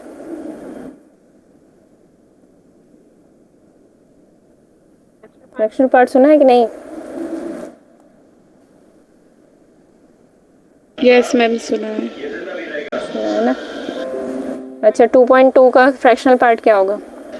0.2 और 1/9 का? 0.9 1/9 का 0.9 होगा। 1/9/10 का थोड़ी पूछा। जो भी होगा डिवीजन करके आ जाएगा, 0 पॉइंट समथिंग ही आएगा, वो मैंने ऐसे ही मजाक में पूछ लिया। ठीक है, मतलब क्या होता है कि 0.1 का जब आप फ्रैक्शनल पार्ट निकाल रहे हो तो इसमें से सिर्फ वही पार्ट निकालना है जो फ्रैक्शन में, जो इंटीजर पार्ट है उसको छोड़ देना है। ठीक है, इंटीजर पार्ट यहाँ पे 0 है, इसको छोड़ के आंसर आ जाता है 0.1। 2.7 का फ्रैक्शनल पार्ट निकालोगे तो आंसर आएगा 0.7। 2 को छोड़ देंगे, इंटीजर पार्ट छोड़ देंगे। तो इंटीजर, ग्रेटेस्ट इंटीजर फंक्शन में और फ्रैक्शनल पार्ट फंक्शन में एक रिलेशन होता है। वो रिलेशन क्या होता है कि कोई भी नंबर इनके सम में लिखा जा सकता है, ये बड़ा इंपॉर्टेंट है। x can be written as sum of greatest integer function and fractional part function. ठीक है, जैसे 2.9 था, इसका ग्रेटेस्ट इंटीजर प्लस इसका फ्रैक्शनल पार्ट क्या आएगा, 2 प्लस 0.9, जो क्या बन जाता है, यही नंबर बन जाता है 2.9। ठीक है, एक पार्ट को हमने इंटीजर में ब्रेक कर लिया, एक पार्ट को फ्रैक्शन में ब्रेक कर लिया, और यहाँ से हमें मिल जाता है। इसका ग्राफ ड्रॉ करके देखना। ठीक है, ये बता दूं, 0 से 1 के बीच में तो ये ऐसे वैल्यूज ही लेगा, मतलब 0.2 रखोगे तो 0.2 ही आएगी इसकी वैल्यू। इसको डिनोट ऐसे करते हैं कर्ली ब्रेसेस से। ठीक है, 0.2 पे 0.2 ही आएगी, 0.9 पे 0.9 ही वैल्यू आएगी, मतलब जो वैल्यू रखोगे वैसी ही वैल्यू आएगी। तो 0 से 1 के बीच में तो ऐसा ग्राफ बन जाएगा। 1 पे इसकी वैल्यू क्या आएगी, 1 को क्या लिख सकते हैं, 1.0, तो 1 पे इसकी वैल्यू आएगी 0, तो यहाँ पे आ जाएगा ये और 1 से 2 के बीच में फिर से ऐसे ग्राफ बनेगा इसका, सारे फ्रैक्शंस लेगा ये, और इसके ऊपर ये कभी उठ ही नहीं पाएगा, ऐसे ही वैल्यूज लेता रहेगा। ठीक है, ऊपर ओपन रहेगा यहाँ पे, नीचे क्लोज्ड। इसी तरह यहाँ बना लेना। ठीक है, बस यही होता है इसमें, इस तरीके का ही होता है ग्राफ, ऐसे ही चलता जाता है इसका। ठीक है, अब मेन है ट्रिग्नोमेट्रिक फंक्शंस जो सबसे इंपॉर्टेंट है, पर उससे पहले एक बार एक्सपोनेंशियल फंक्शंस देख लेते हैं। देखो एक्सपोनेंशियल फंक्शन के ग्राफ कैसे बनते हैं। एक्सपोनेंशियल फंक्शन होते हैं y is equals to a raised to power x type, when a is less than 1, when 0 is less than a is less than 1 और a इज ग्रेटर देन 1। दो cases होते हैं। a is less than 1 के case में function का graph कुछ इस type से बनता है, और a ग्रेटर देन 1 के केस में फंक्शन का ग्राफ इस टाइप से बनता है। जैसे e की पावर x का ग्राफ ड्रॉ करना है तो वो किस केस में आएगा जरा बताना, इस केस में आएगा या इस केस में आएगा? दूसरा केस में, दूसरे केस में आएगा, क्योंकि e क्या होता है 2.718 होती है e की value which is greater then 1। तो e की पावर x का ग्राफ कुछ इस तरीके से बनेगा। क्यों बनता है ऐसा ग्राफ? e को इन्फिनिटी पे लिमिट अप्रोच कराते हो, limit x approaching to infinity e raise to power x, तो क्या आता है e raise to power infinity. Infinity पे ये इन्फिनिटी को अप्रोच करता है इसलिए। ठीक है, इनके बारे में और जानना चाहोगे तो मैं और डिटेल में बता दूंगी, वो तुम्हारे इंटरेस्ट पे डिपेंड करता है कि कितना जानना चाहते हो। अब a लेस देन 1 के लिए क्यों ऐसा हुआ कि ग्राफ ऐसा उल्टा सा हो गया, मतलब यहाँ से हमें क्या दिख रहा है, when x approaches to infinity y portion जो है वो 0 को जा रहा है, मतलब y वैल्यू 0 को जा रही है ना। तो a को कुछ फंक्शन का एग्जांपल लेके देखो, a को मैं ले लेती हूँ 1/2। 1/2 रेज़ टू पावर x का ग्राफ जब ड्रॉ करेंगे तो हम इसको इन्फिनिटी पे इसकी लिमिट देखना चाहते हैं, limit x approaching to infinity 1/2 raise to power x, ये क्या आ जाएगा 1/2 रेज़ टू पावर x, और इसकी लिमिट इन्फिनिटी पे, तो 1/∞ क्या आ जाएगा 0 आ जाएगा।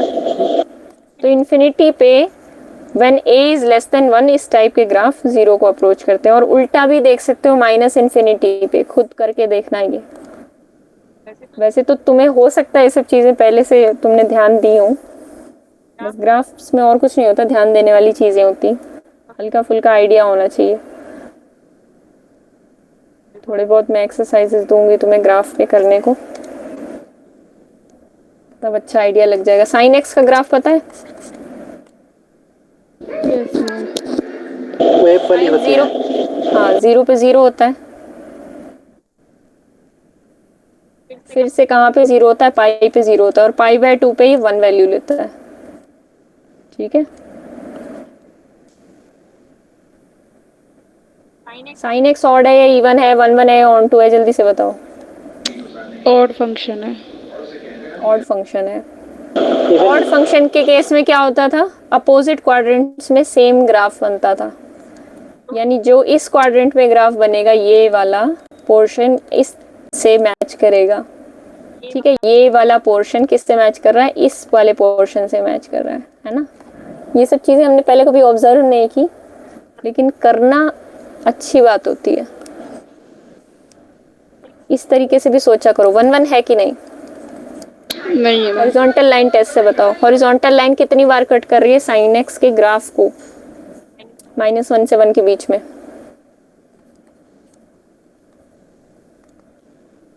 कितनी बार कट कर रही है, जो तुमने कह दिया 1/1 नहीं है?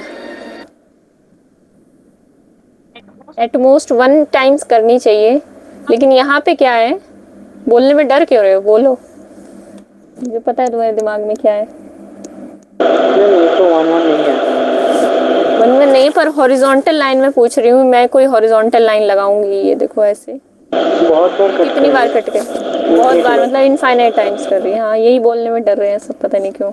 इनफाइनाइट टाइम्स कट कर रही है, पता सबको है। ठीक है, 1/1 नहीं हुआ, ऑन टू भी नहीं हुआ। अगर आप R2R ले रहे हैं, वो डिपेंड करता है कहाँ से कहाँ तक ले रहे हैं। ठीक है, एक minute, sign inverse x define कर दिया जाता है, पर इनवर्स फंक्शन तो 1 1 ऑन 2 होने पर ही डिफाइन किया जा सकता है ना। तो अगर y फंक्शन ले रहे हो आप R2R where y is equals to sine x, तो आप इसका इनवर्स फंक्शन नहीं निकाल सकते, क्योंकि ना तो ये 1 1 है ना ये ऑन 2 है। तो साइन इनवर्स एक्स कब निकलता है, हमने ध्यान दिया होगा, जब इसकी डोमेन और रेंज को हम रिस्ट्रिक्ट कर देते हैं। डोमेन को ऐसे रिस्ट्रिक्ट किया जाए,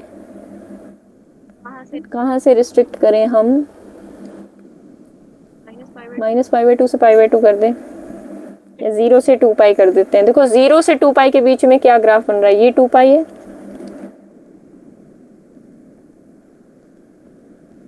0 से 2π के बीच में ये ऐसे बन रहा है, और उसके बाद ये सिर्फ रिपीट हो रहा है और कुछ नहीं कर रहा। उसके बाद फिर से यही, फिर से यही, फिर से यही। 0 से 2π एक ऐसा इंटरवल है जिसके बीच में एक बार भी रिपीट नहीं हो रहा, और हॉरिजॉन्टल लाइन लगाओगे 0 से 2π के बीच में तो एक ही बार कट करेगी वो। तो अगर डोमेन को रिस्ट्रिक्ट कर दिया जाए 0 से 2π में, रिस्ट्रिक्शन का काम हो रहा है यहाँ पे, और रेंज को रिस्ट्रिक्ट कर दिया -1 to 1 क्लोज्ड इंटरवल में, ठीक है। रेंज को -1 to 1 रिस्ट्रिक्ट कर दोगे तो ये फंक्शन क्या बन जाएगा, y is equal to sine x, एक बढ़िया 1 1 ऑन 2 फंक्शन बन जाएगा, 1 1 ऑन 2। और यहाँ से आप इसका इनवर्स भी निकाल सकते हो। मैम 0 to 2π में 2 बार कट नहीं कर रहा है। थोड़ा और बड़ा बना के दिखा देती हूँ आपको। 0 से 2π में क्या ग्राफ बनेगा, ये बनेगा। कहाँ पे देखो, अब हॉरिजॉन्टल लाइन लगा के देखो, यहाँ से 2 बार कर रहा है। हाँ हाँ ठीक है, 0 से 2π नहीं ले सकते हम, 0 से पाई होगा, 0 से π/2 माइनस 0 से π/2 0 से π/2 नहीं होगा, ये होगा -π/2 से π/2। देखो ये होता है ग्राफ आपका, -π/2 ये हो गया, और ये हो गया π/2। यही होगा, ये फंक्शन बनेगा आपका y equal to sine x, -π/2 से π/2। देखो इसने -1 से 1 के बीच में कवर कर लिया ना, जो आप लोग बता रहे थे उसमें 0 से 1 का कवर कर रहा था, पर हमें पूरा कवर करवाना है इसको, पूरा y एक्सिस का ये वाला पोर्शन -1 to 1। तो -π/2 से π/2, और ये कवर कर लेगा -1 to 1। अब ठीक है, अब y equal to sine x का इनवर्स फंक्शन निकल जाएगा। तो साइन इनवर्स एक्स कहाँ से कहाँ तक डिफाइंड होगा, -π/2 से π/2 तक। एक सेकेंड, -1 to 1 बस x से y तक था ना, तो इनवर्स करने के लिए हमें क्या करना है, y to x करना है, y to x, -π/2 से π/2, और f inverse is equal to sine inverse x, ये बन जाएगा। अच्छा, ग्राफिकली फंक्शन कैसे निकालते हैं, ग्राफिकली देखो क्या होता है, x का रोल y में चेंज होते जाता है और y का रोल x में चेंज हो जाता है। इनवर्स फंक्शन का मतलब ही क्या है, प्रोवाइडेड अगर फंक्शन 1 1 ऑन 2 है तो उसका इनवर्स जब हम निकालते हैं तो y का जो रोल होता है वो x में इंटरचेंज हो जाता है, x का जो रोल होता है y में इंटरचेंज हो जाता है। तो अगर कोई फंक्शन दे रखा है आपको, ये वाला फंक्शन दे रखा है y equal to x square जैसा टाइप का, इसका आप इनवर्स निकाल रहे हो। ग्राफिकली इनवर्स कैसे निकालोगे, इस लाइन के थ्रू आपको इनवर्स निकालना है, मतलब y equal to x line के थ्रू इनवर्स इमेज निकालनी है, पलट देना है इसको इस लाइन से। तो इस लाइन से पलटोगे तो क्या ग्राफ बनेगा, इसको इस लाइन से पलट के देखो, मिरर में पलट के देखोगे तो क्या आएगा, ये फंक्शन ये बन जाएगा, और ये होता है रूट एक्स वाला ग्राफ, या रूट वाई बोल सकते हो आप इसको, ठीक है ना। इसको थोड़ा करके देखना, 2-4 फंक्शन लेना, उनको पलट पलट के देखना, तब थोड़ा आइडिया लगेगा। मैंने इंस्टेंटली बता दिया, ऐसे समझ में नहीं आएगा, अपनी तरफ से करके देखना। ग्राफिकली क्या करते हैं हम, y equal to x line से इसकी मिरर इमेज निकाल लेते हैं, ठीक है। ये बातें मैंने ऑब्जर्व की हैं। एक सेकेंड, लाइट चली गई, 2 मिनट रुकना, मैं लाइट जला के आऊँ।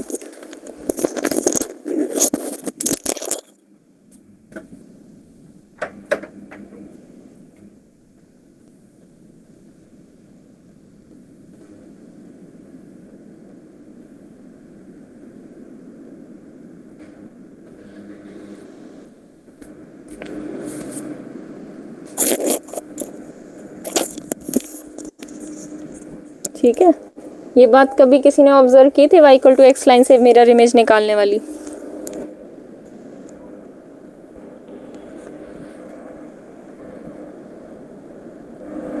हाँ ना, कुछ तो करो।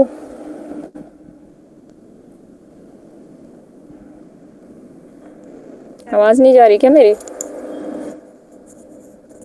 मैम आवाज नहीं आ रहा है। अब आया?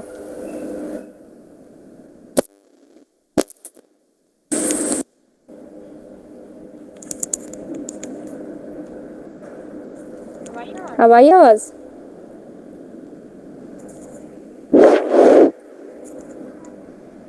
अब आई? आ रही है मैम। अच्छा ठीक है, तो इसको थोड़ा सा और अपनी तरफ से एक्सपेरिमेंट करके लाना। y equal to x line से मिरर इमेज निकाल के देखना। इस ग्राफ का भी थोड़ा सा मुश्किल पड़ेगा तुम्हें इन्वर्स इमेज निकालना, बट इतना मुश्किल भी नहीं है। y equal to sine x की इन्वर्स इमेज निकालना। बस ये जो कर्व नीचे की तरफ है, ये जब पलटोगे ये ऊपर की तरफ हो जाएगा, मतलब कुछ ऐसा बनेगा साइन इनवर्स एक्स। में डॉटेड बना रही हूँ।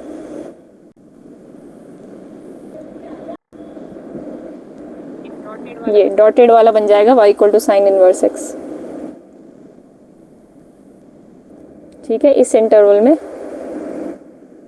साइन इनवर्स एक्स का ग्राफ। तो बस साइन इनवर्स एक्स इतना ही होता है, इससे ज़्यादा नहीं होता, मतलब इतने ही इंटरवल में डिफाइन किया जा सकता है। कॉस एक्स का ग्राफ जानते हैं हम, साइन एक्स जैसा होता है, y equal to cos x. इसका ग्राफ कैसा होता है? ये 0 पे 1 वैल्यू देता है, लेकिन इसकी रेंज भी -1 से 1 के बीच में होती है साइन एक्स की तरह। ठीक है, π/2 पे 0 देता है, ये π/2 हो गया। -π/2 पे भी ये 0 देता है, फिर ये इस तरह से नीचे जाता है और ये पाई पे -1 वैल्यू देता है, और यहाँ 3π/2 पे फिर से 0। इस तरीके से इसका ग्राफ बनता रहता है। वही बात है कि 1 1 on 2 नहीं है। 1 1 on 2 बनाने के लिए हम क्या करते हैं, इसको ले लेते हैं 0 से। देखना ध्यान से, 0 से अगर पाई के बीच में ले तो ये 1 1 on 2 बन जाएगा, अपनी पूरी रेंज कवर कर लेगा, और ये 1 1 भी बन जाएगा। तो क्या बनेगा यहाँ से, 0 से लेकर पाई तक इसकी डोमेन डिफाइन करो, और को डोमेन क्या बन जाएगी, -1 to 1। ठीक है, अब इसको पलट सकते हो, f of x is equal to cos x को।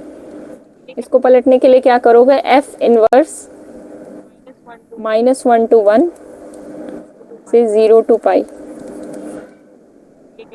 और ये क्या बन जाएगा, f इनवर्स x या f इनवर्स y, जो भी बोलना चाहो, cos inverse x, cos inverse y से डिनोट करेंगे ना यहाँ पे। ठीक है, ये हो गया कॉस इनवर्स x। हमने साथ साथ देख लिया। इस टाइम भी ज्वाइन कर रहे हैं लोग, क्या बात है। क्लियर है यहाँ तक? यस। आज ज़्यादा हो गया क्या काम? बहुत लो फील कर रहे हो तुम लोग। अच्छा, एक बार टेंजेंट एक्स का और देख लेते हैं। टेंजेंट एक्स कहाँ से कहाँ तक डिफाइंड होता है? टेंजेंट एक्स पूरे आर से आर तक डिफाइंड नहीं होता। देखो ग्राफ कैसा होता है टेंजेंट एक्स का, हम जानते हैं टेंजेंट एक्स क्या होता है, sine x over cos x. अब क्योंकि कॉस एक्स नीचे है, डिनोमिनेटर हम जानते हैं 0 नहीं हो सकता। अगर फंक्शन डिफाइन करना है तो नीचे 0 नहीं हो सकता, मतलब कहाँ कहाँ डिफाइन हो सकता है, जहाँ जहाँ cos x not equal to 0, cos x not equal to 0। Cos x कहाँ पे 0 होता है, ऑड मल्टीपल्स ऑफ π/2 पे। तो जहाँ x is not equal to π/2, मतलब ये वाले पॉइंट्स जो है ये आपको निकालने पड़ेंगे डोमेन से, तभी आपका टेंजेंट एक्स डिफाइंड होता है। तो टेंजेंट एक्स की मैं डोमेन ऑफ डेफिनेशन लिख रही हूँ, वो होती है tangent x is defined from R में से निकाल दिए हमने कौन से एलिमेंट्स, 2n + 1 π/2, ये निकाल दिया 2r। ठीक है, कोडोमेन में कोई दिक्कत नहीं, पूरा आर आ जाता है। अब देखो ग्राफ कैसे बनता है, टेंजेंट 0 पे 0 होगा और π/2 पे वो डिफाइंड नहीं है, π/2 -π/2 3π/2 इन पे डिफाइंड नहीं है, पर ये एसिम्पटोट का काम करते हैं उस फंक्शन के लिए। ठीक है, तो टेंजेंट x का ग्राफ जैसे जैसे ड्रॉ करोगे, π/2 की तरफ अप्रोच करोगे तो sin π/2 ओवर cos π/2 जो भी ये आएगा, नीचे 0 की तरफ अप्रोच होगा। जब आप x अप्रोचिंग टू π/2 करोगे तो नीचे वाला जो क्वांटिटी है जब वो 0 की तरफ अप्रोच होगी तो ये इन्फिनिटी की तरफ अप्रोच होगा। तो π/2 लाइन की तरफ अप्रोच होते होते हमारा फंक्शन इन्फिनिटी को अप्रोच कर जाता है, ऐसा कुछ बनेगा यहाँ से। सिमिलरली -π/2 की तरफ माइनस इन्फिनिटी को अप्रोच कर जाता है। और ये जो π/2 3π/2 है, एक मिनट, ये काम करते हैं इसके एसिम्पटोट का। ठीक है, यहाँ पे भी ऐसे ही ग्राफ बना लेना।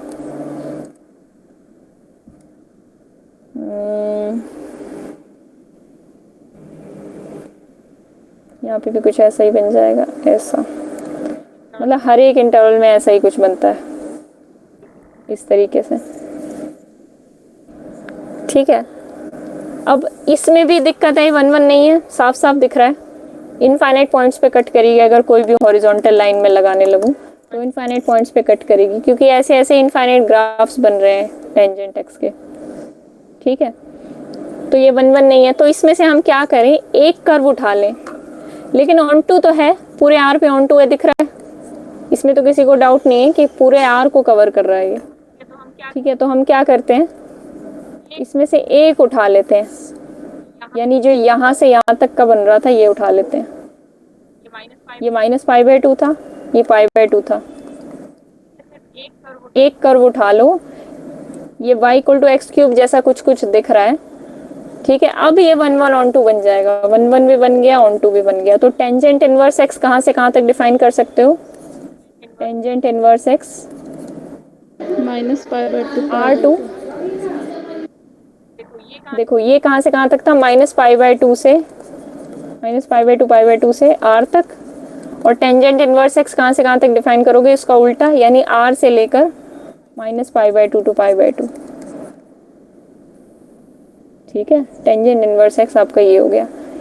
वही है, अगर आपको कॉस इनवर्स x का मैंने ग्राफ बना के नहीं दिखाया आपको, उसको आप खुद ट्राई कर लेना। y = x लाइन से पलट के, इसको पलटना है तो कैसे पलटोगे, y = x लाइन है, ये किसी और पेन की हेल्प से पलटते हैं। इसको पलटोगे तो ये वाला कर्व जो है ऊपर की तरफ, ये नीचे की तरफ हो जाएगा, ज़्यादा विजिबल ही नहीं है, ये ऐसा हो जाएगा और नीचे से ये ऐसा हो जाएगा। कुछ ऐसा बनता है हमारा टेंजेंट इनवर्स x का ग्राफ। ठीक है,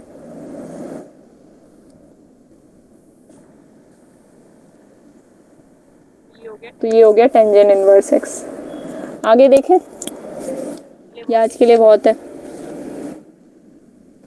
बाउंडेड फंक्शन के बारे में पता है किसी को? हाँ मैम, जो अपर एंड लोअर दोनों ही तरफ से बाउंडेड है। हाँ, y ग्राफिकली देखो तो ऐसे बोल सकते हो, जैसे टेंजेंट इनवर्स x की, चलो पीछे से ही मैं दिखाती हूँ तुम्हें।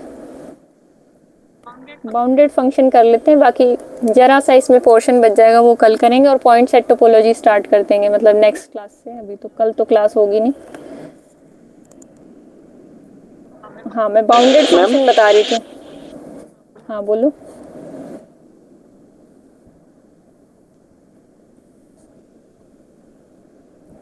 बोलो बोलो, क्या बोल रहे थे? मैम सेट टोपोलॉजी सबसे स्टार्ट होगा। क्या कह रहे हो, आवाज कट रही है आपकी।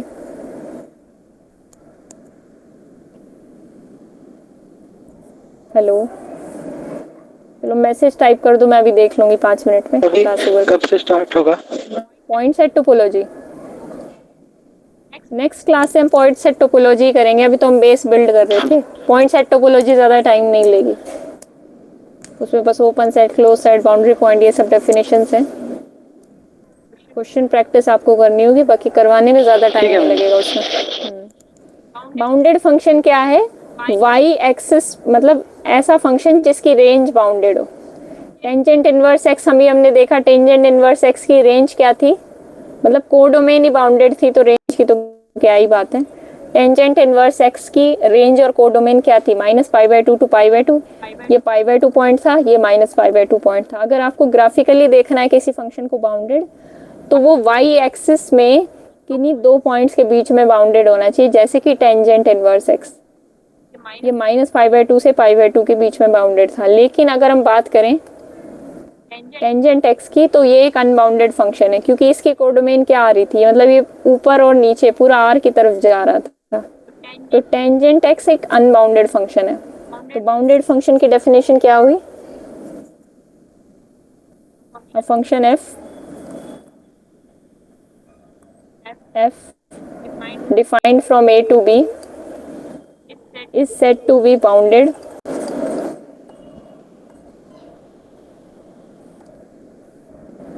if f of a, यानी इसकी जो रेंज सेट होगी f of a, जो कि रेंज सेट होगा,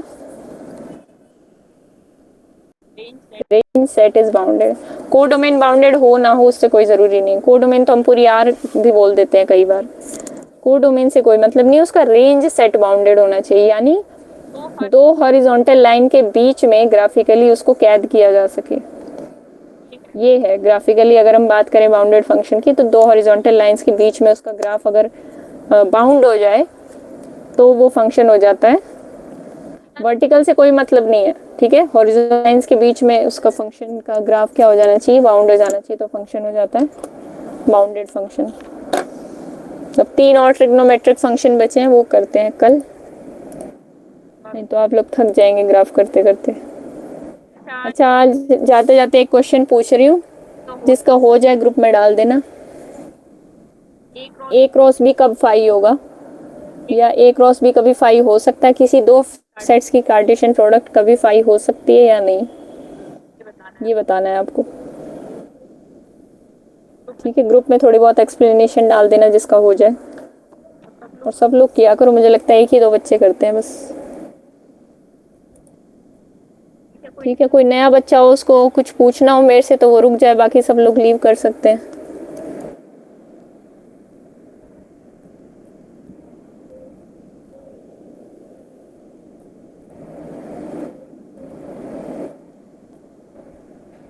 किसी का कोई डाउट हो तो रुक जाए। रिपीट करना मैंने कहा है कि अगर किसी दो सेट्स की कार्टेशियन प्रोडक्ट फाई आ रही है, एम्प्टी आ रही है, तो ए और बी के बारे में आप क्या बताएंगे? ए और बी की कुछ खास प्रॉपर्टी होगी?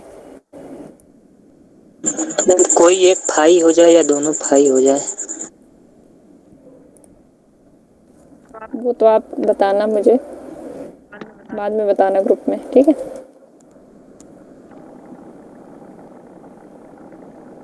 ये आप कल बताना या कल एक्सप्लेन करना। सक्षम, कोमल या अंकुश, कोई डाउट है क्या तुम लोगों को? नहीं मैम, डाउट नहीं है, कर देंगे। ठीक, ठीक है, लीव कर सकते हैं फिर आप।